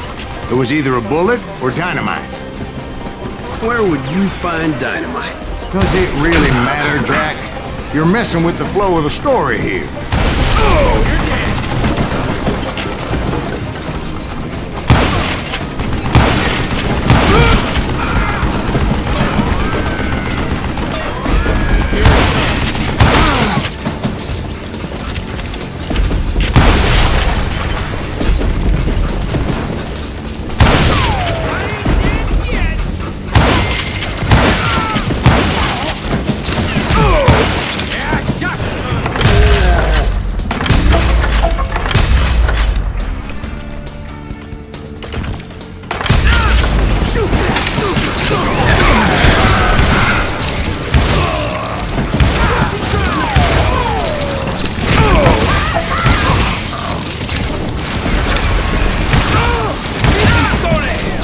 looking for Jim and shooting any son of a bitch stupid enough to get in my way. And that included Jesse James himself.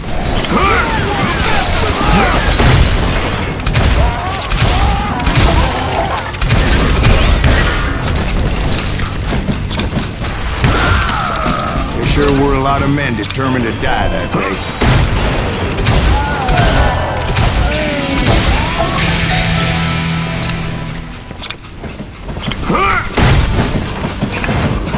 It was then that Jesse detached the express car from the rest of the damn train.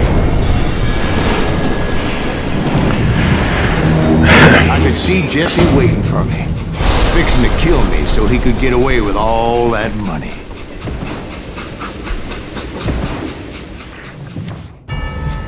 You had a showdown with Jesse James? Of course he didn't. Everybody knows that Jesse was killed by Bob Ford. Yeah. Jesse went out like John Wesley Hardin. Coward shot him in the back of the head. Guess it doesn't matter how far you run, does it, Ben? Your past always catches up with you.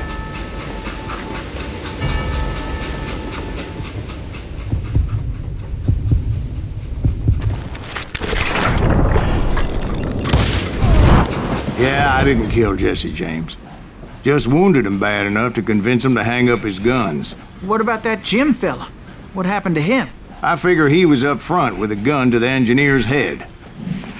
That bastard slipped away again. I'll tell you how I got him. But first I need to wet my whistle.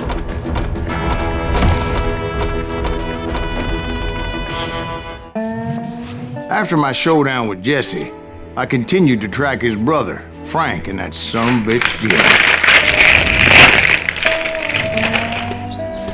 I followed those bastards into the high mountains as they were going to ground. What mountains would that be? Somewhere in the Ozarks, I believe. The perfect place to hide out from the authorities. In fact, before I could find them, some Indians who fled the res and were hiding out from the military found me first. They probably thought I was a cavalry scout and didn't want me telling the military where they were. Indians? Yeah, they could have been Cheyenne, but there was all sorts of renegades roaming the landscape back then.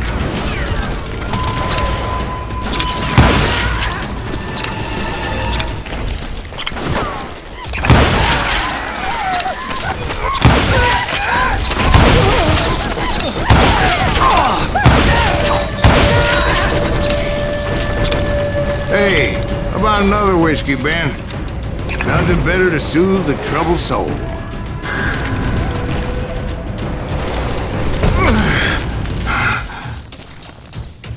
Now, where was I? Indians, right. I had more than my share of run-ins with brethren. Like that time... Did I tell you about Grey Wolf? Yes, sir. You did. Ah, of course I did. In fact, I could still remember that old medicine man's words to me. Jesus Christ, we're back to that again? You carry great darkness in your heart. It will claim your soul. You will come to this place again and kill many more men, and the darkness will grow until it consumes everything you are.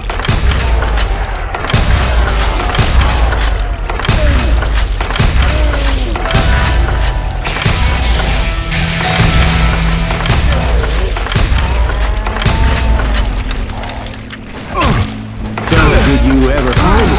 Who? The man you are after. Let me ask you something, Ben. You ever think about death? Mr. Graves, are you all right? Oh, death.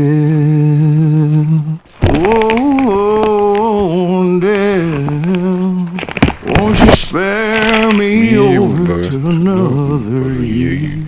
What is this that I can't see with ice cold hand taking hold of me? Well, I am death, none can excel. I'll open the door to heaven or hell. Oh, death. Oh, death. spare me over till another year. So are you gonna answer the question? What question is that? Jim Reed. Did you ever find him?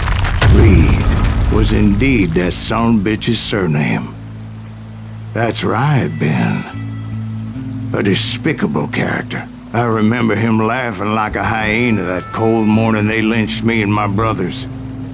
He was intent on avoiding my vengeance, but nothing was gonna stop me. Nothing.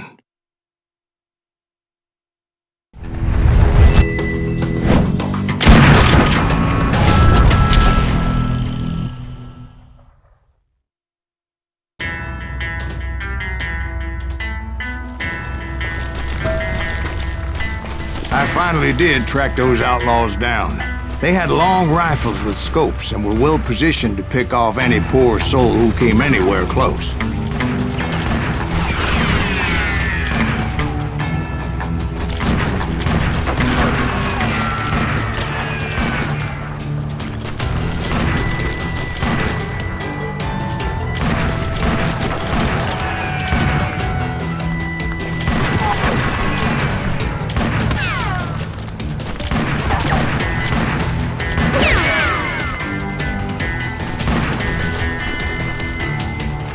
I'm guessing Frank James believed I was responsible for the demise of his brother Jesse.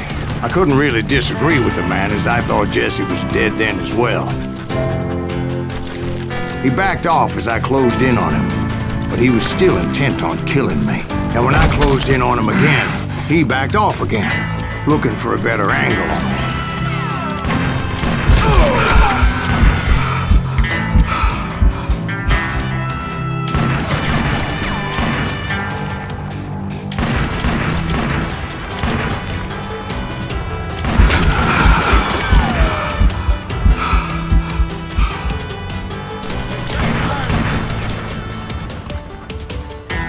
Hell, I can't fault Frank for wanting his revenge, as I was there for the same damn reason myself. At this point, I'm guessing you think Silas Graves is a worse murderer than Jim Reed ever was. No, sir. A man who spent half his life killing somebody's brothers, fathers, sons. I think you were just looking for justice, sir. Is that what I was looking for, Dwight? Is that what it was? Justice? Isn't that why you were hunting the James gang? The James gang. Right. I finally found Frank holed up in his mountain cabin, and he was determined to have me dead. It was a pitched battle that could have gone either way. Luckily, I had some dynamite in my possession. Dynamite? On your person? A few sticks, just in case. It's always good to be prepared. Right. I'm just laying out the facts as I remember them, Jack. That son of a bitch! Take him out! He's just one man! Put him down! I want that bastard dead! Ready for a better one-shot.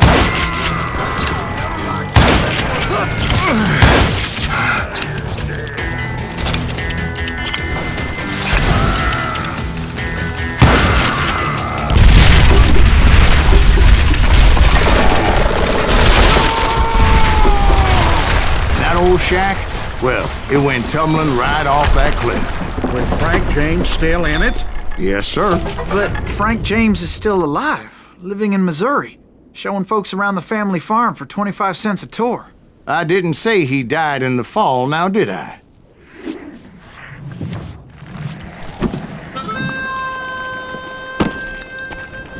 I'm done with this damnable outlaw life! Kill me, don't kill me, do what you will! At this point, I just don't give a shit! I explained to Frank that I had nothing against him personally and that I was looking for someone else. You want Reed? Have at him! I never did like that bastard! I am done here! We parted in peace as Frank pointed out the path to my prey before making his way back down the hill.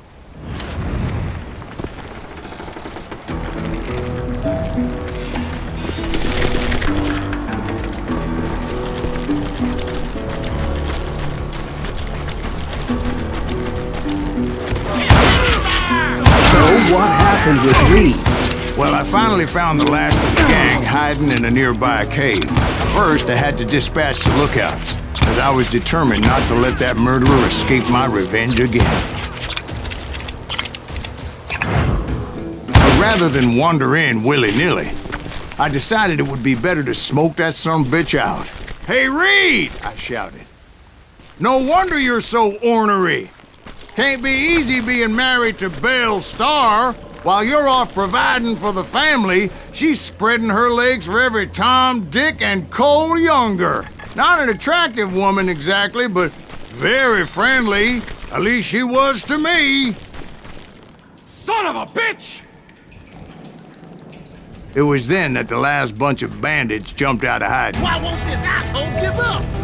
Someone please kill him!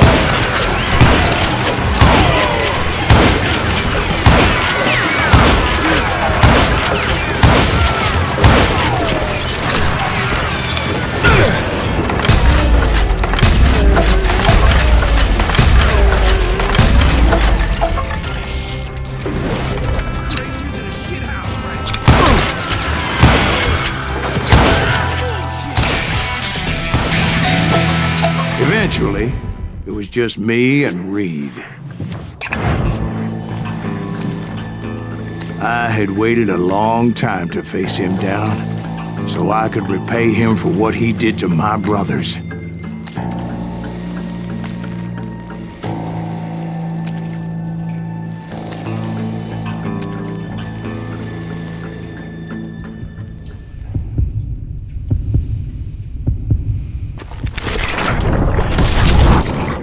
And repay him I did.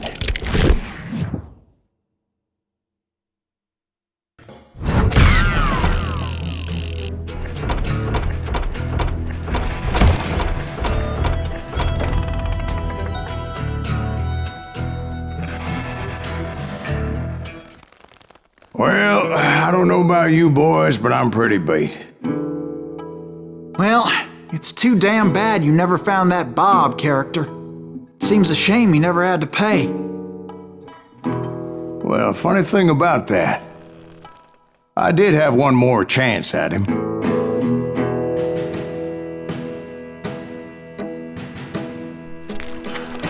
Six months ago, I heard that Butch and Sundance were back in the States and had gathered up some of their old gang. I tracked them down, hoping that Roscoe Bob Bryant had returned with them. So you're saying they didn't die down in Bolivia? That's what I'm saying.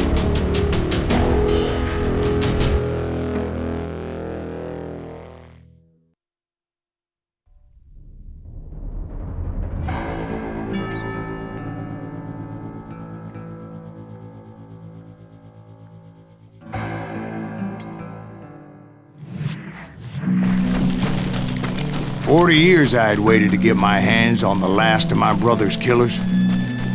Not even an army of demons could have stopped me now.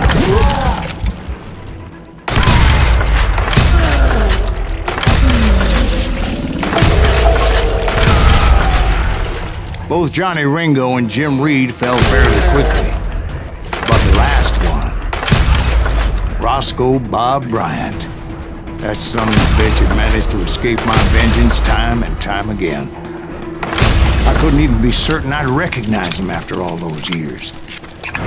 By now, he had to be close to 70. For all you know, he could have been dead. That thought had indeed crossed my mind, as did others. For instance, did my thirst for vengeance turn me into something worse than the man I was after?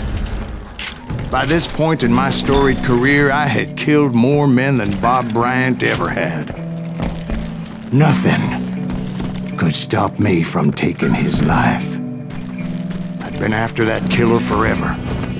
From the time I rode with Billy the Kid. But that chapter of my story you already know. Chapter of that fairy tale, you mean? Suddenly, it was 1910. Here I was, an old man roaming a ghost town dead almost 2 decades. But I wasn't about to call it quits. Even though the ghosts of my dead brothers were begging me to end what I started so long ago. Mr. Graves, are you all right? Would you like some water? The Wild Bunch knew I was there. They were after a treasure they had hidden before they fled, buried in the grave of a dead amigo. I intended to fill that grave with Bob Bryant's corpse. But like I said, the bandits knew I was on to them. They lured me in and hit me with everything they had. Put that geezer in the ground!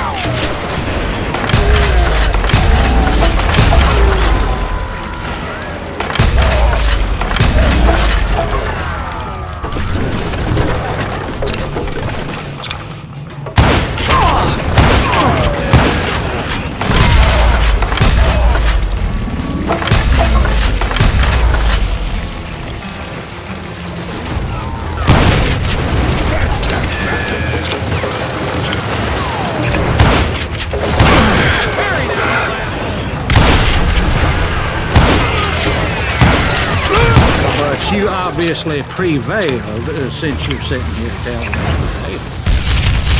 Actually, in that moment, I did not prevail. So I suppose we're talking to a ghost. Funny you should put it like that, Jack.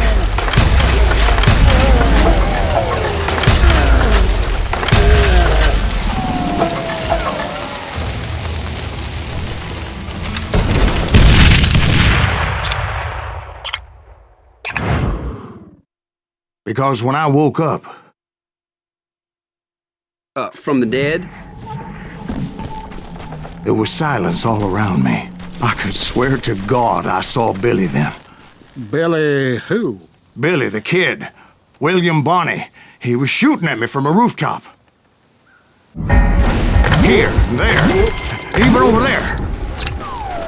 So I am right. You are titched in the head.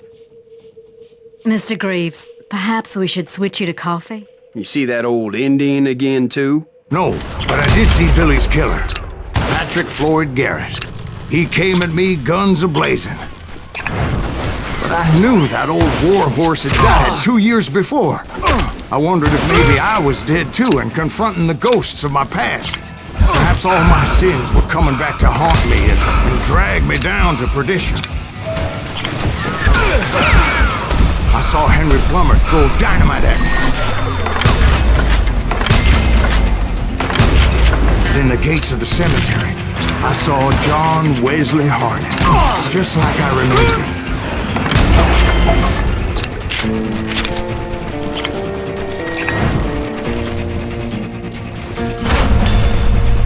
Robert Ollinger appeared with his terrible double-barrel shotgun.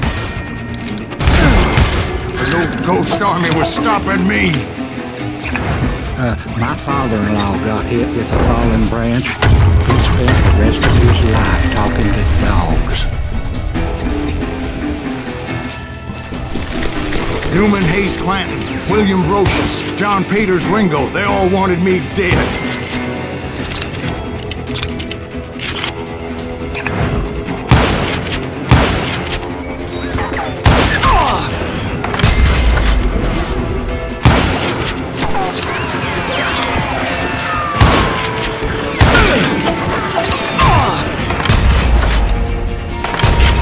The Dalton brothers, Robert and Grattan, guardians of the Garden of the Dead.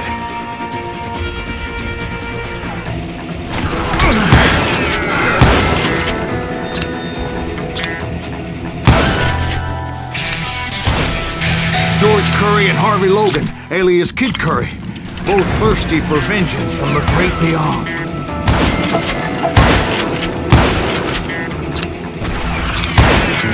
Jesse, Woodson, James, and Jim Reed. Each one deader than the next. I thought I would go crazy. Thought?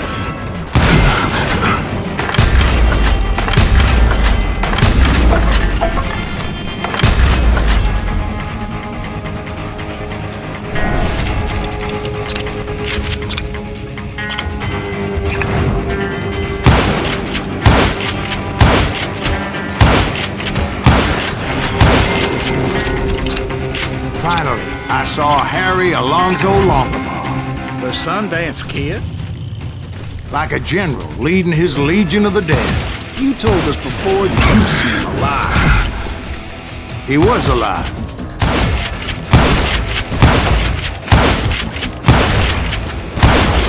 Then I heard a voice call to me from afar. It was Robert Leroy Parker, a.k.a. Butch Cassidy, coming at me from out of the fog. Thanks for taking care of that bastard.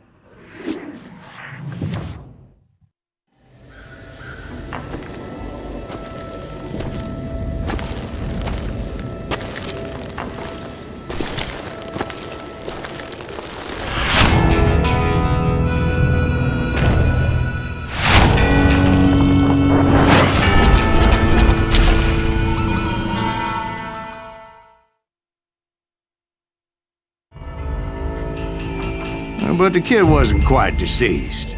Not yet. Takes more than one little bullet to kill the likes of me, partner. Those two looked like they hadn't seen each other for quite a while. Clearly, they were no longer amigos. Shit. I was hoping I wouldn't have to kill you. You won't have to, Butch. I'm killing you first. I asked them about Bob Bryant, but they were too busy with their own heated conversation. Let me get this shit straight. You want my money and the love of my life? You frittered it all away, Butch. Eda's mine. So is that damn money. I didn't want to shoot anybody until I had an answer to my question, but those boys didn't give me much of a choice.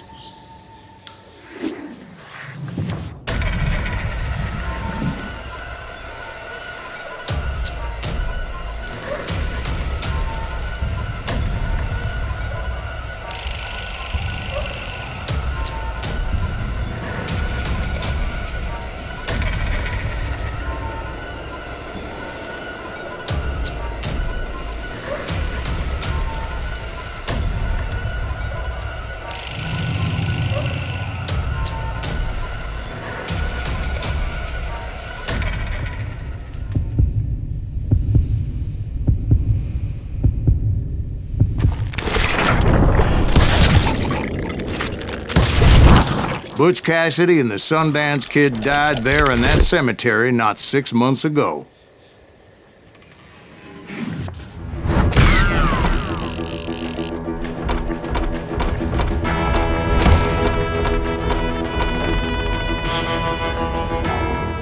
Butch Cassidy and the Sundance Kid were killed by the Bolivian army. Everybody knows that. That's the legend, but it ain't the truth.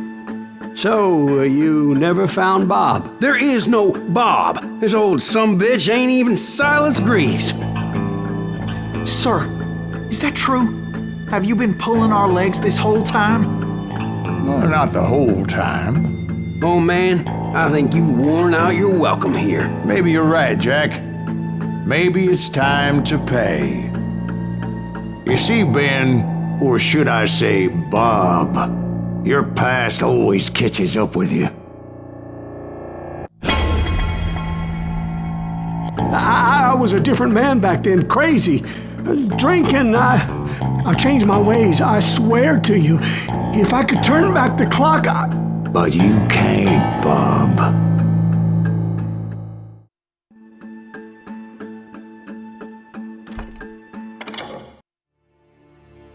Why'd you toy with me like that? Telling those tales, knowing all along.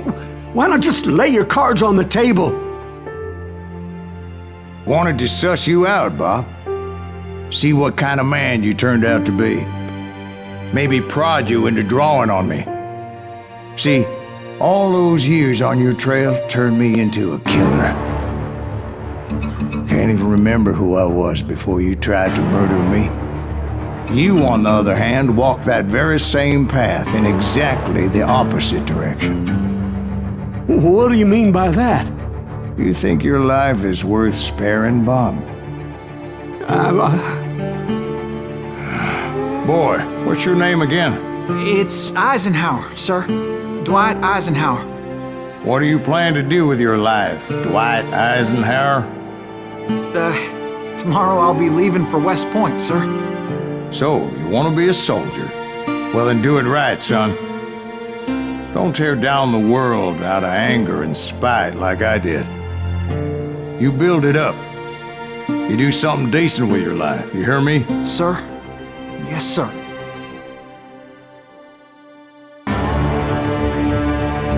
I won't have it said I left you with nothing, Bob.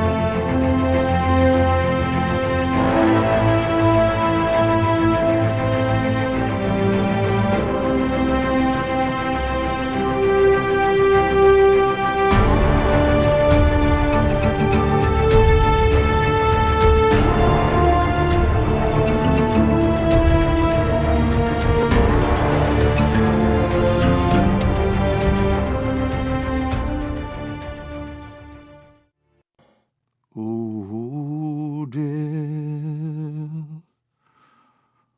Oh, dear.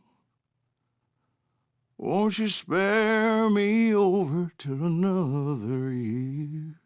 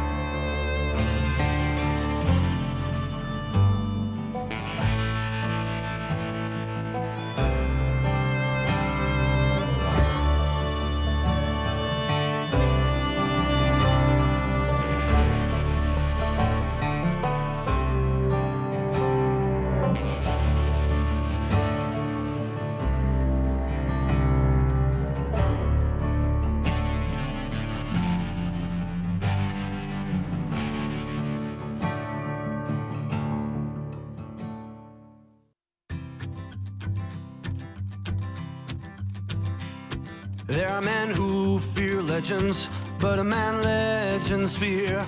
He's a four-hosted reaper, crying bullets for tears. When a drought comes in justice, bullets make good rain. When the heartache has dried up, only blood heals the pain.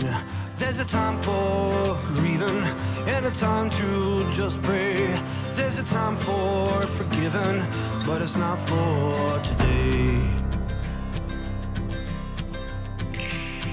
You can hide sins from the gavel, you can drown them in rum. When silence grease finds you, there's nowhere to run. And time goes too slowly for the gunslinger's eye. Till he's buried his promise, there's no time to cry. There's a time for grieving and a time to just pray. There's a time for forgiving, but it's not for today. There's a time for grieving and a time to just pray. When silence grease finds you, it's a time you must pay. That's a time you must pay.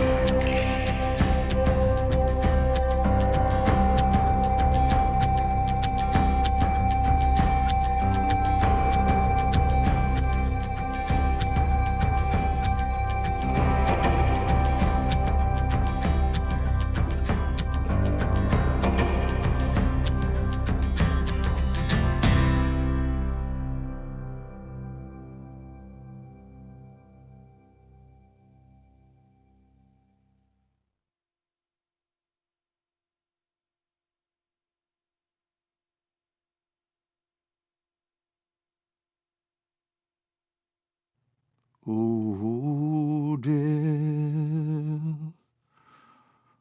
Oh, dear. Won't you spare me over till another year?